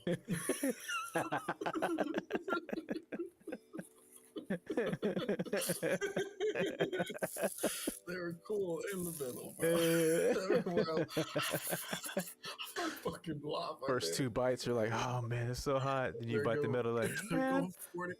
It's like, look at 40% of your taste buds. Bro, I would The bite. I first would bite alone. first two bites, and I'm putting that bitch back in the microwave. What do you mean, bro? I'd burn my shit. And then later on, be like, oh, dude, it's fucking piping hot. All the cheese is melted out. No, I just get towards, yeah, at the front. And then I get to the middle, like, oh yeah, bro, like it's finally cooling down, and like there's a reason it's cooling down. It ain't done yet. Did not get. Did not finish. And then of course everyone remembers when McDonald's had the supersize me option when everyone was starting to get fat. Dude, Are you supersized? The stupidest question. Would you like that supersize? Yes. yeah, they, they eventually had employees stop asking. Oh my gosh. I remember when they took that away, everyone was like, "What? I can't get more fries." I was pretty upset. You don't need any more. Look at you. You're sweating. And let me tell you why. At least for me and my friends, why we were upset. It's because Monopoly with supersize was very good. You were very likely to win stuff. Oh yeah. Oh my gosh, dude. And you like, remember it was your highest chance of winning shit. And you'd win good shit. Supersizing your meal wouldn't even break the bank. No, not at all. You were getting so much food. Cup was so big. Jeez. It was legit. I look at a Wendy's large drink and I'm like, is this supersize me? Yellow Wendy's. Did they sneak it back in? Yellow Wendy's, bro. I remember Yellow Wendy's. Just a discolored time. It's just Bro, something about the that bland hazy time frame sunroom that nobody ever used. You would always see old people sitting there. Yeah, that was it, dude. Old people or like big the quiet people? section. Old or big, or both. And it's always quiet over there, and you were always afraid to make noise. So daunting, yeah. There's ghosts over there. Like you really felt like you'd be interrupting by going over there. Yeah, like it's the library part of Wendy's. Shh, I'm eating and quiet. Yeah, I'm trying to eat and look out of the sunroof. That's a hazy yellow. Damn it. All right, so I personally, when it comes to talking about the 90s, what really pushed me through childhood was being able to play with my action figures until I was 13, 14 years old. I wanted to name off some ones that I thought were funny, and then I want to name off some ones that actually like really hit my soul. So starting off, everyone has to know sock and boppers, more fun than a pillow fight. You remember that? Fuck house. Sorry, No. sorry, my language. Who'd you sock? Bruh. I played war ball. I was hitting people with sock and boppers. Ain't no sock and bopper. We play war ball. No, we sock and bopper with the war ball. I was telling Sean, if you wanted to, if you had like some hate or something against somebody and you wanted to sock and bop with them, you would just do a Tom Brady and deflate that bitch so they can feel your knuckles. Or, bro, honestly, you're more ruthless than me, maybe. Because if I deflated it, it was so like it would hurt more. Not because of my fist, but because like the neck that wasn't moving before, it's moving now. Got that little deflate with the rest of the inflate catching up real quick. Oh nice, yeah, fast that bounce whiplash. back if you didn't have your stiff Yep, wrist. nice. Yeah. Let's see. Speaking of whiplash, if you're not able to flex your body, Betty Spaghetti could. You might have had a sister, cousin, niece, aunt. I don't know. They might have had a Betty Spaghetti toy or a few of them. Weirdest thing I've seen. You might have also seen everybody going through the craze of Tamagotchi. They had one or few, just like pagers. People treated Tamagotchis like pagers. Yeah. Yeah, I hated seeing people with more than one. Like, give me one. What are you doing? I didn't like them. I really didn't like I them. just wanted them because everybody else had them. I wasn't gonna do shit with it. I remember getting like the Like fake ones from everybody's so McDonald's. concerned about feeding you, bro. Those things like died in 5 minutes. McDonald's Everybody's toys. so concerned about feeding their fucking I don't Tamagotchi. know what it I was never about understood it. like toys from You could evolve them too, right? The eggs. I think so, yeah. Sorry. No, you're good. I think they can like they grow, but like they poop and stuff and all that. Yeah, like they grow. I don't know They what it grow eyes. was about. Yeah, yeah, definitely. Like toys from Burger King, Wendy's, sometimes Arby's, but McDonald's, like the ones that had the batteries in them, they kind of lasted a while. Like they were kind of durable. I've never really known You just from the 90s and to like before like 90s and like very early 2000s where McDonald's or a fast food toy had batteries in them, and you could play with that bitch for like a good 6 months before it starts like to fade and it stops working. It wouldn't even like die, it would just fade. right. Like there's no death allowed for McDonald's item Tamagotchi. You just playing it one day and then you hear the little loud high pitch whine as it dies. Like the sound is different than the battery turn off bad sound. It's the this thing ain't gonna give it no more. It's just, that's all she got. Just gave it his best and like that was it. Let's see. Really shoddy circuiting. Now, when it comes to toys with batteries, that's why I loved action figures, because I liked being able to get toys where I didn't have to replace the batteries or worry about it. You know, like it can get wet, you know. Action figures like Power Rangers. Power Rangers was a big one because Power Rangers, Mighty Morphin Power Rangers started, and then we went to Power Rangers Turbo. Oh, no, sorry. Turbo was next, right? Yeah. I Then mean, you could have left it at Mighty Morphin and Mighty just been Morphin Power fine. Rangers, Ninja Rangers, Saturn Turbo. Leave me alone. Power Rangers Neo, yeah, all the toys. Even getting the Megazords, that was cool. I even had a Voltron one before. Beetleborgs. If you ever knew about Power Rangers and Ninja Turtles, you should have known about Beetleborgs. Beetleborgs was definitely a must-have in the house. And then finally, I had the liberty and pleasure of being able to have some Street Sharks in my house. Street Sharks were Bro, I had one. so I had much fun. one Street Shark toy. Sharks are the shit, man. Oh my god, I remember having the boxer one. I just It sit was there my and shake them prized like this. possession. Street Sharks are Like, hella cool. actually, no. No, actually, I think I had more than one. I had like, I had the blue one, With the and I don't skates. think I ever got the orange one. Yeah, I had the one with the skates. Yeah, and the claws. Yeah. And then I had the other like great white one, and I had the orca, and that was it. Oh yeah. But those were my prized possession of toys that I never legit, even until when I was got older, like never got tired of playing with. I had Like I loved those Street I Sharks. had the boxing one. I had the light blue one with the skates, and I think my brother had the hammerhead one. Oh, cool. Oh, I Yeah. had T-Bone too. T-Bone, Oh, the you did? T-Rex. I had him too. Yeah. Why does that sound familiar? Oh, there was one with boxing gloves, dude. Bro, oh my god, dude, they're worth so much money. What the fuck, bro? And in the box, like orca toy that I had, $600. At least that's what this person's selling it as. I don't think it's worth that much. You can keep But it. it's vintage in the box. Okay, it's Moby You can Lick. keep it. I remember it had like a little action thing to it. Dude, his name was Like you could T-Bone. twirl it. T-Bone's like a T-Rex. But my favorite one was the orca. Oh my gosh, how did I forget about T-Bone? Oh, hell yeah. Yeah. Moby Lick for Dude. the orca. Damn, man, that's crazy.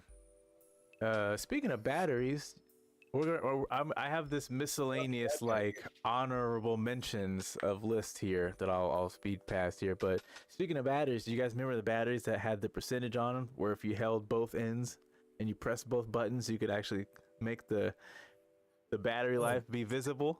Yes. Yes. Hurting your thumbs to see Yeah. how much battery juice you have in your Bro, battery. sweet enough. Oh, God, hoping you get the last little bit of juice, dog, What does because it you can't say? afford new batteries. What does it say? Is there light? Is there even a little You bit of have to flicker? hold it on your knee to push. Squeeze. Oh, I see. It's got a little bit. Okay, put it back in the row. We got 60. All right, so we got battery showing percentage. All right. Sean pointed one out the other day. Waiting for airplane passengers at the gate in an airport.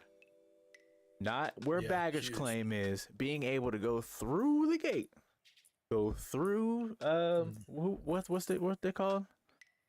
Security. Baggage claim. Security, like it was a fucking walk in the Sunday afternoon. You park, go through dude. security, you go stand at the gate, you see your passengers off, or you see them come with your sign. Anybody.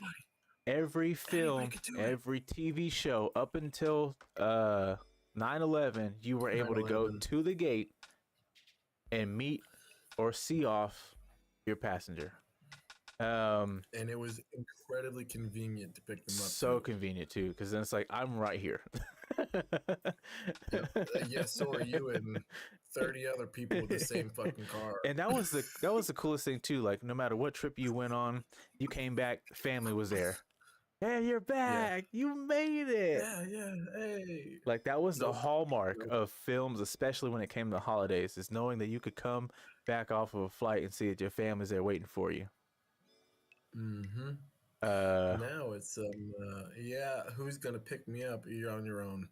Can y'all come get me? Yeah, no, you can Uber. just drop me off at the front, man. You ain't gotta stay there. They're not gonna say nothing. You just drop me off. I've been gone for like a whole month. Yeah, probably should have been longer. You could have. Get a taxi. Don't you know we live in the new world? I don't gotta pick you up anymore. Let's see here. Using the yellow pages in the phone book, or using the white pages if you needed to find businesses. Like actually using them though, like not for the paper. Yeah, actually looking for look for it. So that's the HJ. Dude, what a fucking job HI. Collecting all those fucking numbers. Dude, oh my gosh, man. I mean, but I guess it was easy because you could talk with the phone companies and have that all registered. But you had your name, your phone number. Yeah, man. I think about it, like that's a big book. Yeah. Oh yeah, those big. That's why you don't want to get hit. That's a big book. That's like I know they use some people would use phone books to beat other people up. Dude, if you didn't want to show bruises, you just beat them. Or a sack of oranges. Let's see here. Giving directions, knowing how to give and receive directions, using a map, or being able to approach someone and ask for directions. Hey, how do I get to such and such from around here? Oh yeah, you just take the 9 and go off left on. Yeah. Like you legit either had to know, be able to read a map, which you should still know how to do, or learn how to talk. Yeah. You're on a road trip, you got to talk to the guy at the counter in the gas station. Roll down that window and hope that map that he has as his little thing is updated and not upside down. Because that gas station that's on there has been closed for about 5 years. Uncle Paul said, I miss my bike with pegs giving rides. Oh, pegged bikes. Bro, that's right. Peg bikes. That will actually meant something else. We'll bring up riding bikes here in just a moment, because that's going to be in the topic of reality of the 90s then and now. Let's see here. On our miscellaneous list, we have floppy disks, the use of floppy disks with computers and technology. Sean brought this up to me the other day. When you're recording something with a cassette, you have to press play and record at the same time. Rewinding a VHS when you use it before you take it back to the. And you can't get it wrong. You can't get it wrong. That's your whole cassette. There it goes. Having dial-up internet using Roadrunner. Give me flashbacks. Sorry. Oh, those cassettes. Oh my god! And then when you mess up the film on it too, oh boy, Oh. having to wind it back with your finger, just putting your Just finger in throw a it. hole Nah, and twisting it. just throw it. Nah, you No, twist it back up, nah, and man. then as soon as you put it back in the fucking cassette player and it's all done and it's all good to go, you hear Mess it. fucking Oh man, ate it's your shit. ruined. And then you go and look like somebody comes over, like pops the things like you had it on up. It was Oh upside down. yeah. Oh my gosh. When you had the But it insert would close. didn't have to where like But you it would knew it close was still. upside down. It was just an open hole.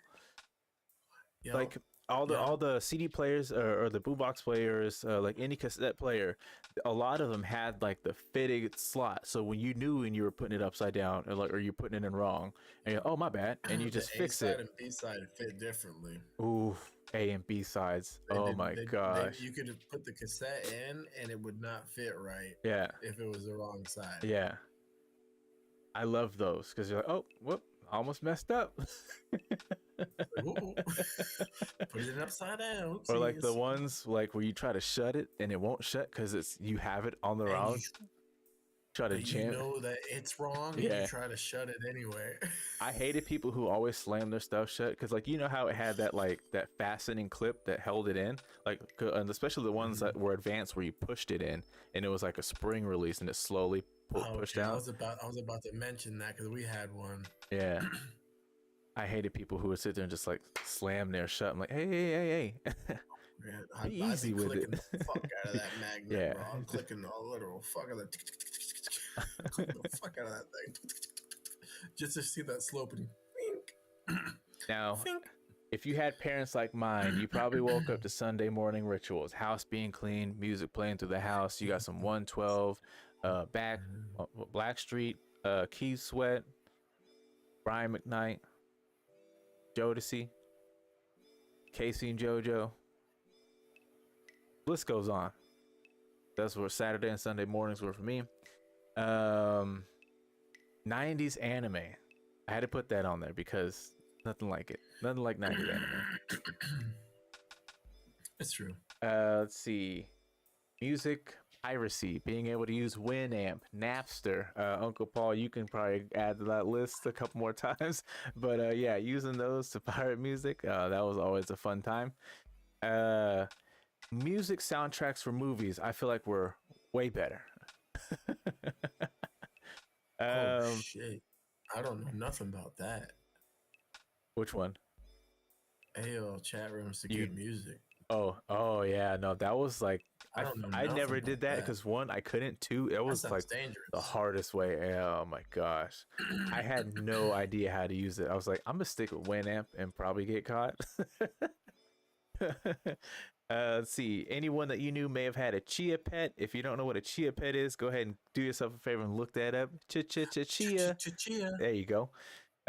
Anyone who was a kid, everyone was trying to force their kid to learn how to skate, so they gave him the 1, 2, 3 skates, the annoying little strap, annoying skates. It's just plastic, dude. It's just plastic. The wheels rolling made on sounds.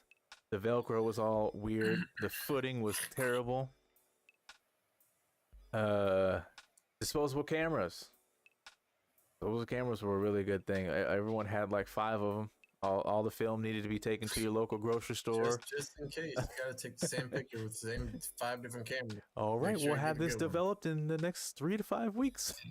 Look, one camera's for this section of the day, the other camera's for this section of the day. I feel like they got to a point to where film was like developed in 3 to 5 days, depending on how busy they were. But yeah, no, you take that, all that, you take it up to the, we took it to Dillon's and Albertsons, and they would be like, okay, cool, see you in a week. And for anyone who doesn't know what I just said, Dillon's is a local grocery store here in Wichita, Kansas. Albertsons was also a grocery store that was there next to Dillon's before they got taken over by Dillon's. I always loved going to Albertsons as a kid. That was like one of the fondest memories I had, because on the street you had Albertsons, which was blue and white, and then you had Dillon's next to it, which was red and white. And we always went to Albertsons because it was like right there. Let's see, taking your picture in the mall or going to a professional studio and getting professional pictures taken. I forget, like, there's a specific terminology for it, but like that's the one where you go and you get the backdrop and you take your family and friends or your girlfriend or your boyfriend or whoever it is you're going pictures with, your kids, and they set you up with the backdrop and you have your hair all fluffed and flowered and you're probably wearing some your dress up clothes, your picture clothes. Wow. Oh, dude, having picture taking clothes was the funniest freaking thing. Like, to know, hey, get your picture taking clothes on. We're about to go take pictures. For anyone who was a kid who also loved going to the grocery store like I did, you probably knew at the front entrance and at the end of the lane or end of the cash register lanes, you had the sticker machines and the little homie machines where you can put in 50 to 75 cents and get you a sticker or a homie. One thing that's really kind of missing that I wish they would kind of bring back was fast food mascots and jingles. Let's see, Quiznos had the Quiznos subs, weirdo little animal. I remember that jingle, won't sing it. Pizza Hut had Pizza Head. They also had a man with a mustache. They had an Italian with a mustache. Taco Bell had We ain't talking about the Pringles. forget his name. No, we're not. I just saw his name, but the Taco Bell was a Chihuahua. He said, "You quiero Taco Bell." Yo quiero Taco Bell. Yeah. Look at me, Oh, no Spanish, so fancy. I'm and just kidding. Pizza Hut. When I feel like Pizza Hut was like the first big chain restaurant Yes. to have collabs with like film and media. So like the first big one that came out with Pizza Hut was Casper the Friendly Ghost. They had hand puppets and cups that you could get when you buy pizza from Pizza Hut. I remember we used to have those. That's right. You were talking about them cups. Yeah. And just like, taking medicine with the spoon end on it. Listen, bro. There's only one. We discussed this. There's only one thing created in the pharmaceutical world that has the universal flavor known by everybody on the planet that's ever had it, and it's just called medicine. There's no real scientific thing for it. You Whatever can it is name it they whatever call flavor it, you it's want. not. It's still medicine. It's called medicine. There's no flavor like medicine. Is it cherry flavor? It's medicine. Is it grape flavor? It's medicine. Spoonful of sugar helps the medicine go down because it's bad. I never had the pleasure of getting sugar. They were like, nope, drink it. Aw. Listen, I never had any of that sugar either. I just, it's just you Winston made the face. And then lastly, we have Flintstone vitamins, and then being able to gamble at Taco Bell right at the counter, just dropping your coin and twisting the little twisty thing. Trying my luck. I'm hitting the slots today. Roulette's calling my name. Penny slots. We were playing penny slots. Dude, for sure. We were playing penny slots. All right, so I am running on time, but we're gonna go ahead and finish strong here. So the last thing I wanted to talk about when it came to the 90s, whether you were a newborn, you were a child, you were a teen, you were an adolescent, you were an adult, there was something about the 90s that you're not going to get today. There's something that when you look back on it, there is just an essence that the 90s carried with it that just you won't be able to repeat. You won't be able to, you won't be able to hold in your hands anymore, but it's always fun to look back on. So I wanted to kind of take some time to kind of talk about the reality of the 90s then and now. With everything that we've discussed, whether it was very reminiscent for you or eye-opening, or I want to look that up later. If you had the pleasure of being able to live through the 90s, you might be able to understand where we're coming from. But we'll go ahead and start with you, Shawn. Go ahead and give us an idea of the reality of the 90s then and now. We were a lot more oblivious to our quote and unquote freedoms that we were using, such as kick the kids out, don't let them come home until the fucking lights come on. Motherfucker could have been kidnapped. And you know what their responses were? Ain't nobody want you kids.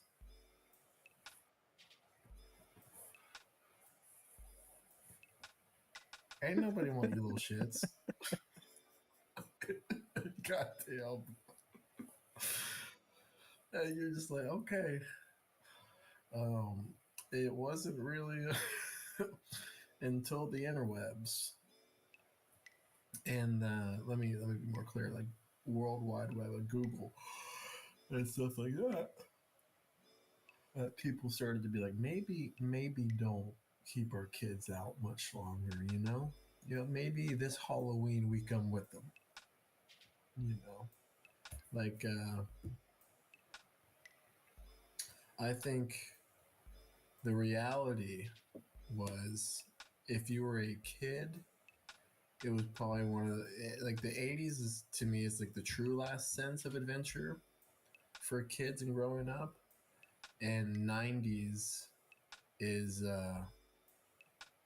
their gift of, hey, this is like the last little bit that we got before things change forever. And the reality was, we got a taste of both, and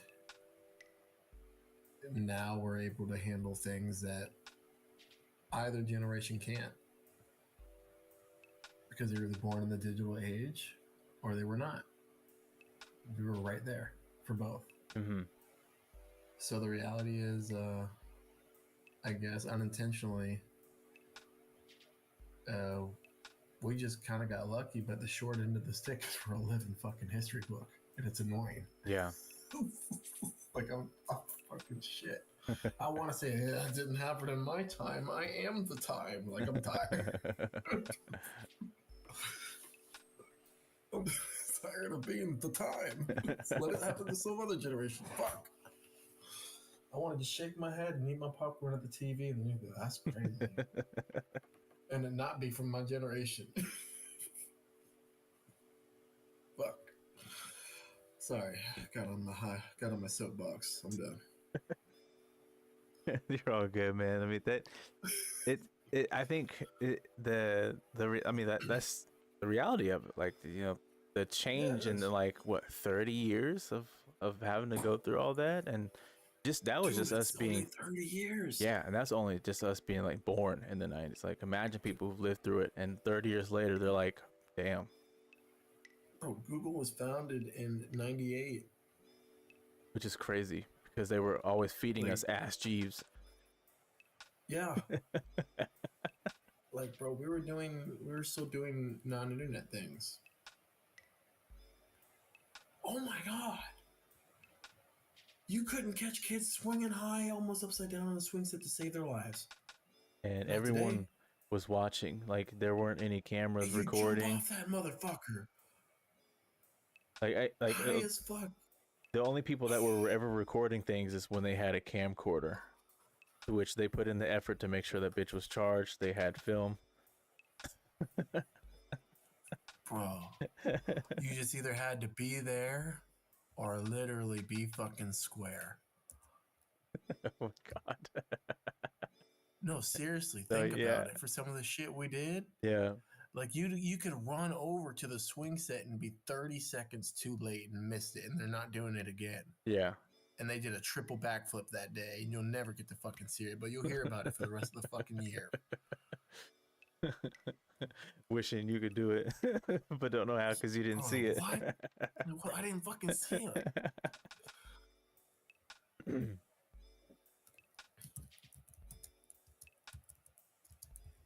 I think for me, I'll start off by saying this. What happened to pork chops?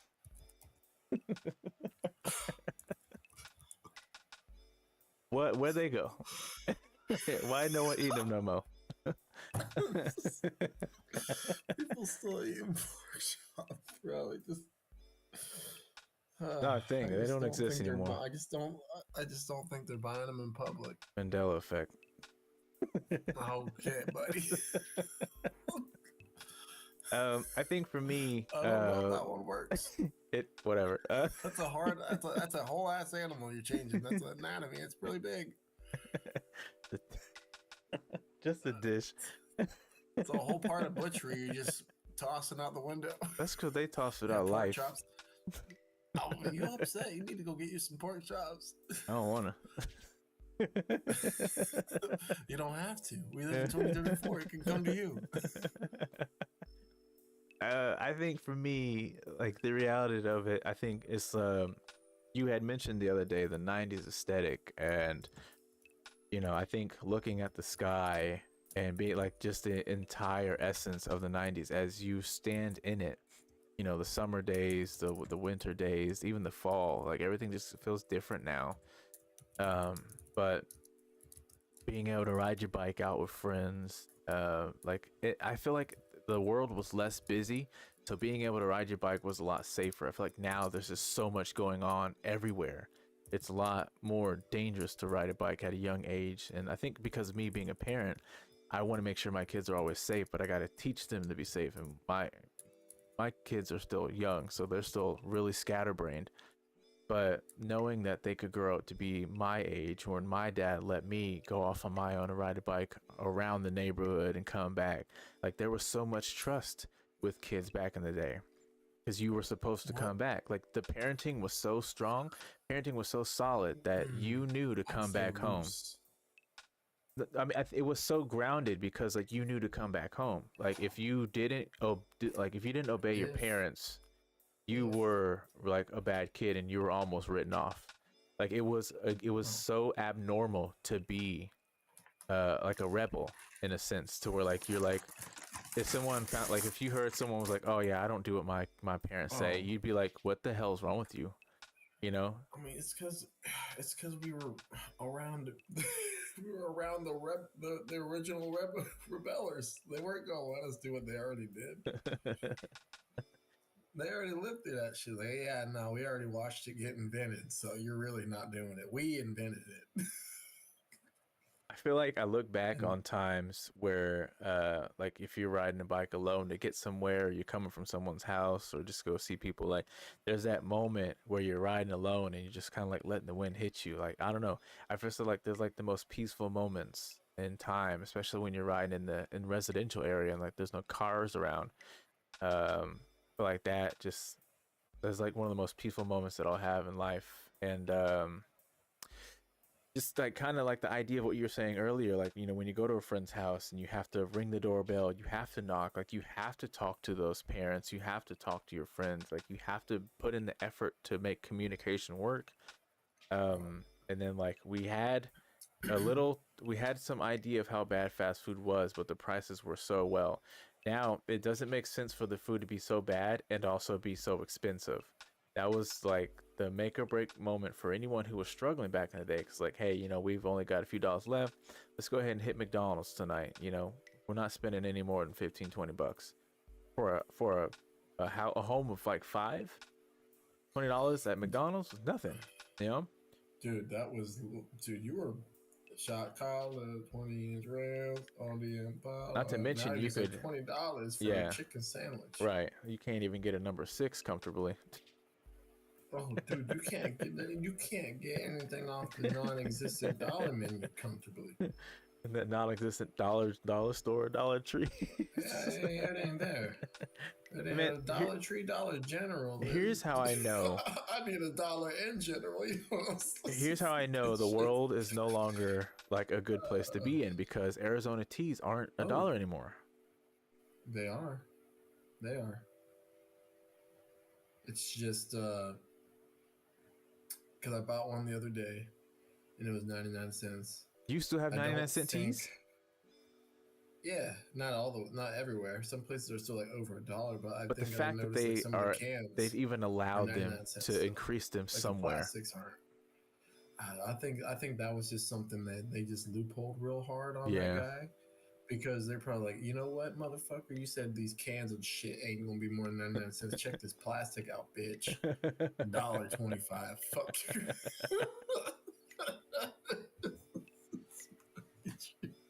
It's just like Sell it to the public. Fuck this, man.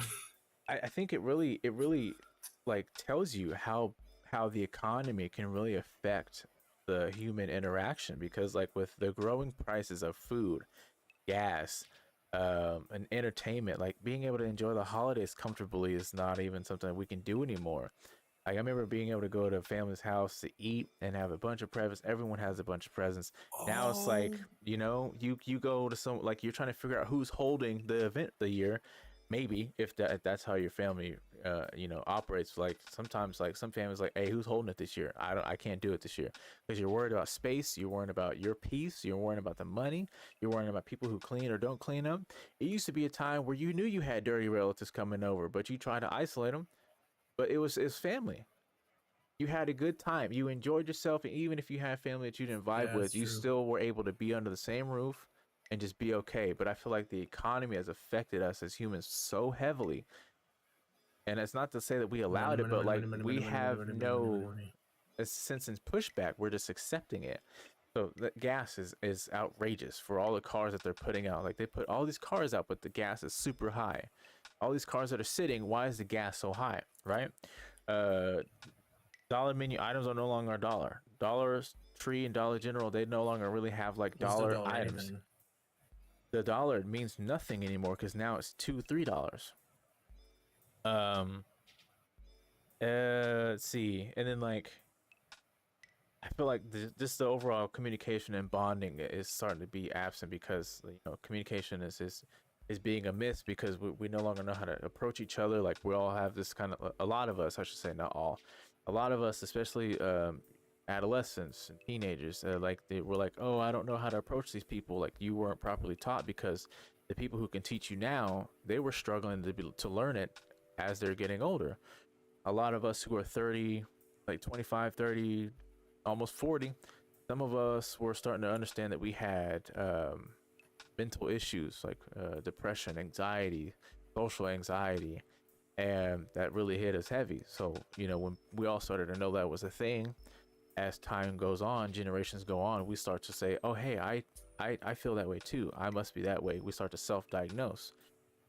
And on top of everything hitting us, you still see the news every day, and it's just upsetting because like people are dying, battles are being fought, small wars are being happened. It's like just crime and negativity and darkness all over the world, and you want things to change, but then we live in our own little pocket of life where we just want to make sure we're good, and that's like we've like mentally isolated ourselves because it's like, what do we do?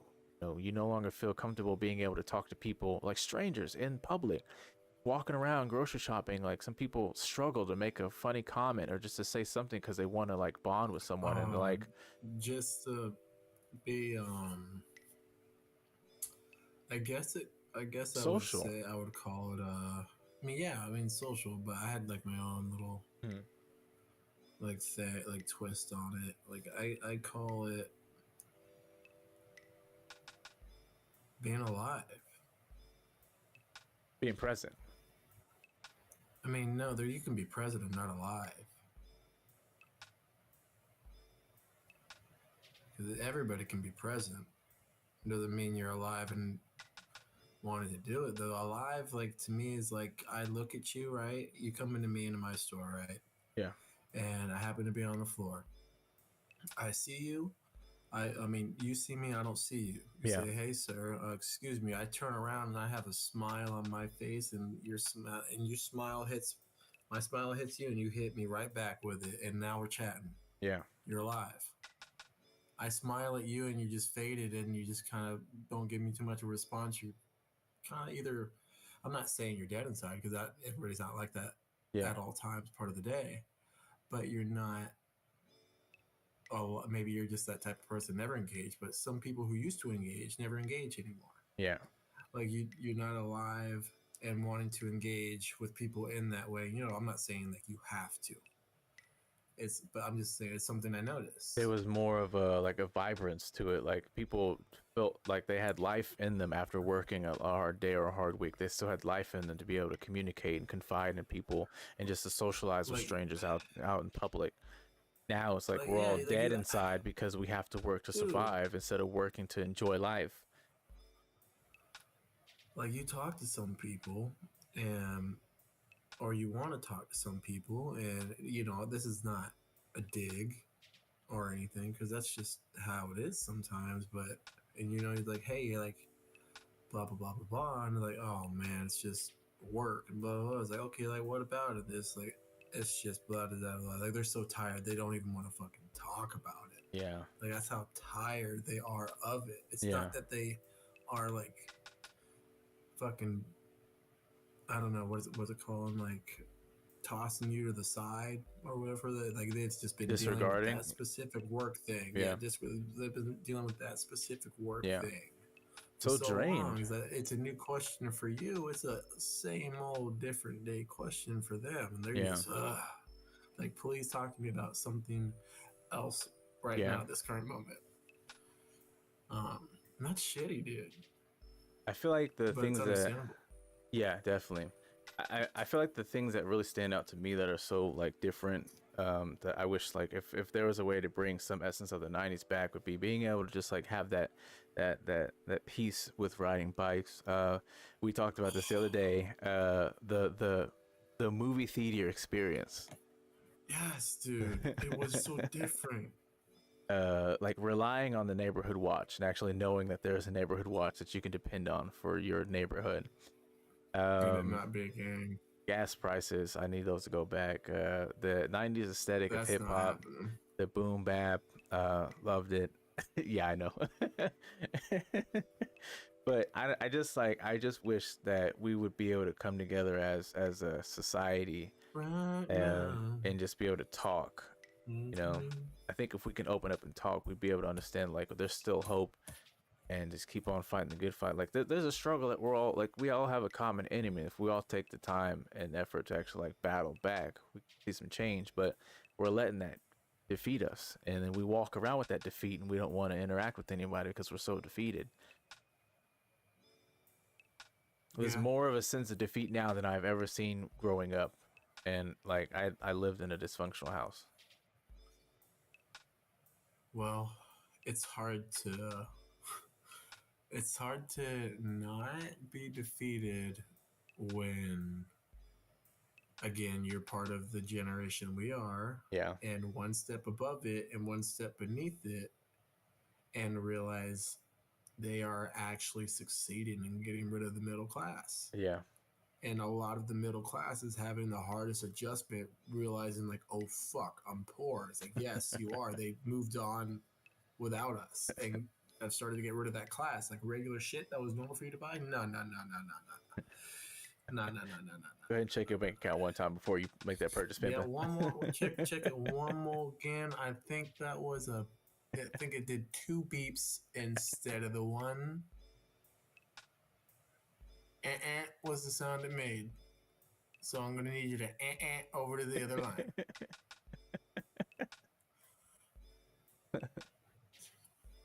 That's exactly what it's gonna be like in like 10 years, dude. Probably not even that. I definitely. I really hope it's not. I definitely, with the entire conversation, like the takeaway of this, I definitely want to start being able to implement some 90s aesthetic that made me feel alive and made me feel like there was such a bright future ahead of me as a young kid in the 90s. Like I want to be able to start implementing that, not for myself, but for the people I'm around, family and all that stuff, you know, like just being able to kind of give them that sense of peace and hope that was there back in the day, you know. Uncle Paul says, "Oh my God, it used to take 2-3 days for a check to clear the bank. I hated that shit." Damn.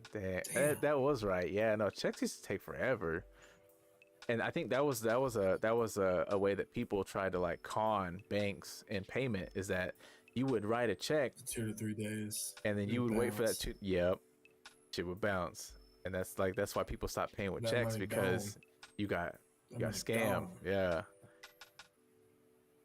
That's why businesses stopped taking checks, because oh, you know, I got it. Just left the store with $200 worth of groceries. Yeah. Go ahead. Let me check that piece of plastic you got. I don't want that paper, unless you know it's green. And I'm talking about the check with little numbers on it. Ooh, checks used to hurt businesses. Big numbers on it. Mm-hmm. Big numbers. I'm not talking about small numbers. What's a takeaway from this conversation that you might want to be able to instill or implement in the future? And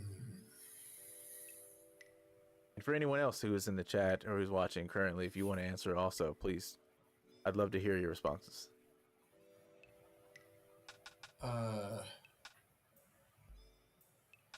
I guess a good takeaway for me from this conversation today would be, as fun as it was, I would only pick certain things to go back to an experience. Only certain things, because there was something intimate about not having proper comms, if that makes sense. Mm-hmm. Like back then, like the government and stuff had proper comms. I'm not saying I'm happy that we don't now, and they should have just kept it the whole time. But you didn't really think about stuff like that. Yeah. You were just trying to, like we were mentioning earlier, like use your human ability to communicate as a kid, stuff growing up. And now, dude, like there could be 6 and 7 year olds or 8 year olds now sitting down on the couch, and then they look over you, be like, "All right," I mean, you be like, "What? What do you mean, all right?" Like, "All right, yeah, I just texted them. They said I can come over. I'm already like wait, whoa, whoa, whoa, whoa. Hey, ain't nobody told me." Like, yeah, no, you sent a group chat. Like, you should have checked. Like, all right, what? Mm-mm, mm-mm, mm-mm, mm-mm. You can group chat me all the way over there, because we coming together like a group chat. We can group chat together on the way there. Yeah. Put them on the phone. We ain't texting them. Yeah. What you mean you getting an Uber? What do you mean you got an Uber to your friend's house? How far away they are? That's funny you You make say friends right that. here in the neighborhood. As annoying as we found it to hear, like when you want to ask to go to a friend's house or have a friend over, as annoying as you wanted to hear it, that's what we needed to hear. And that's what we will say to Yeah. kids now. It's like, hey, can they come over? Do the parents know? Come on. No, no, no, no. We're not playing that. Do their Yeah, parents know? nah. Call your parents. Yep. Like trying to bring a friend over after school on the sneak, and they're like, no, no, no. Call your mom, call your dad. I need to Yeah. know this is okay, so they know where you're at. Like, Lying and said like they already got approval. yeah. Because then now, like, I feel like that's really because a lot of us and a lot of kids under us have like found a way to like be sneaky, and some kids are just like the boldness to just do it, and that's a belt to the And that's ass. what it But takes. That's what I it feel takes. like a lot of You're like proud, but god damn it, why mine? I feel like there's more Why mine's how to do distractions it? these days too with new parents. So it's like, oh, I didn't think about Oh, asking my kid where they were at. Like oh, now you know you have what? cell phones and you're still too distracted to like I'm make the call. bro. I'm so glad you said that, because my takeaway just changed. No, seriously, Yeah, no, like yeah, go ahead. it changed. Okay. People do not, in this current age, compared to us growing up as kids, know how to handle boredom. Yeah. Yeah. They do not know how to handle boredom. We had stuff to do Yeah. to not be bored. The imagination's gone. You can't go out and adventure with sticks and what stuff anymore. Like, you just stuck and glued to the phone. Yeah. Like you don't have any time for Um, yourself because being able to go outside alone without having people to play with, you had time for yourself. Like you thought, uh, Uncle Paul says, I like miss. you could go. Oh, I'm sorry. Go ahead. No, I was done. Sure. Yeah. It was just kind of like a rambling thought. Okay. Uncle Paul says, I miss being able to hide from people. You are now always expected to pick up phone calls, even though that's True. a catch-22 like work or mom or dad, just to be invisible again. I do second that. Fucking Yeah. accurate. Yeah. Like, if you could reach somebody, call them, and literally them say like, "Hey, yeah, might not be back later on in the day," and you ring their house all day, and they really meant that shit. Yeah. Like, they're not picking it up. They're not either home. Like, you had privacy. Yeah. I feel like that one hits heavy. You don't answer now, you're expected to Yeah. be dead or something. Oh my gosh. We Yeah. were just talking about that too. Like you can't not contact someone or respond to someone. It's like, oh, something's wrong. No, I just don't want to talk. I'm actually busy. like the amount of people who like have so much time on their hands that when they see other people, like they think that they're ignoring them. It's like, no, like I actually have stuff going on. I actually want some peace. Like I'm actually just like not able to touch my phone. The fact that we have phones in our hands or in our pockets somewhere that's within arm's reach, like my uncle Yeah, said, mine's in arm's reach. yeah, like we're expected to say, "Hey, I see you're saying something to me. I have the option to ignore you or not. I'm choosing to ignore you." That's really not the case. It's like sometimes like I'll see people messaging me, texting me. I'm like, not right now. Like sometimes I really just don't want to like deal with it right now. Like in the moment, I'm like, I I'll know. wait because one, I'm trying to tell myself not to be stuck on my phone. Two, I really have got to a point to where like I sometimes I'm just like, give me a minute. And sometimes I'm not even doing that. I'm just looking at it. It's like I just kind of need time to like sometimes like be able to talk to people sometimes. And it's weird that I've gotten that way because like I feel like I've been that way all my life. Like with answering, like as a kid when you're left home alone or when your parents leave for like a little bit and they're like, hey, don't answer for the door for anyone you don't know. Nice thing to say, right? But that kind of where it starts. You see people that you do know and you're told not to answer the door for them. Okay, that's also where it starts too. Um, Seeing people call the home phone and you're not supposed to answer the phone. That's where it starts as well. Mm-hmm. Um, for me, it was just like The sometimes there home was phone, just especially the home phone. Do not answer that shit unless they knew exactly who's supposed to be calling around that time, like it was clockwork. Oh, yeah. dude, Ain't nobody home at any hour of the day. And I think because like the need when a lot of people have this need to be responded to, answer like everyone's just I'm saying everyone, a lot of people have this kind of this privilege to like to believe that people have to respond to them in a certain amount of time, and then they like they throw that on people. And I'm one of the people who will piss everyone off because I genuinely do sometimes look at my phone. I'm like, not right now. And like I used to do that to people. Like I sometimes I'll know. just be like, I don't want to talk right now, and people will be like, hey, why aren't you talking? Why aren't you ignoring me? Like I don't need to touch my phone whenever you say something. Even people who talk to me in person, like I'll nod or I'll shake my head in response, but sometimes I really don't feel like giving you the words. And I feel like as people, we have to be able to allow ourselves and people to understand. Like sometimes I'm gonna be that way. Sometimes I just don't want to talk right now.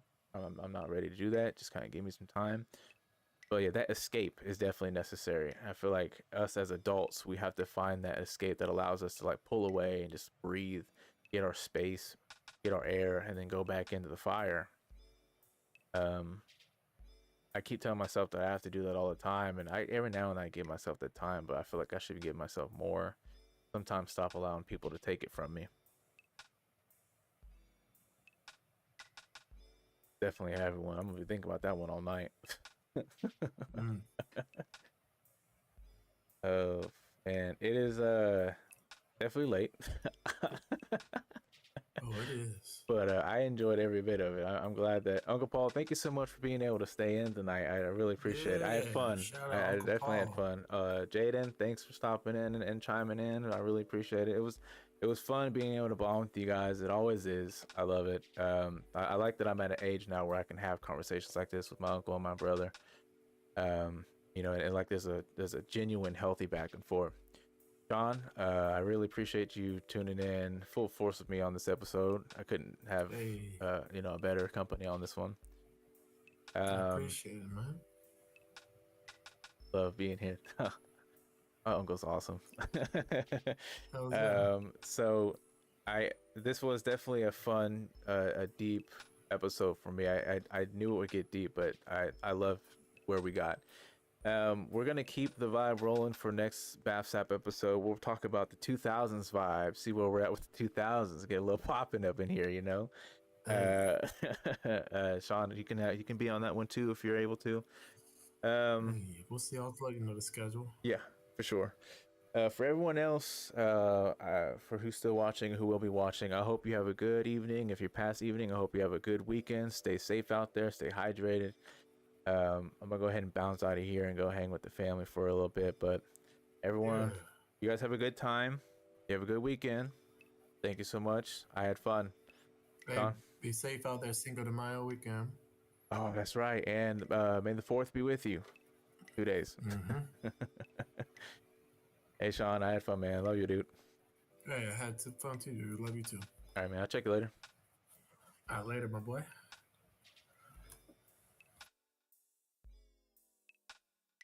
Everybody. Peace.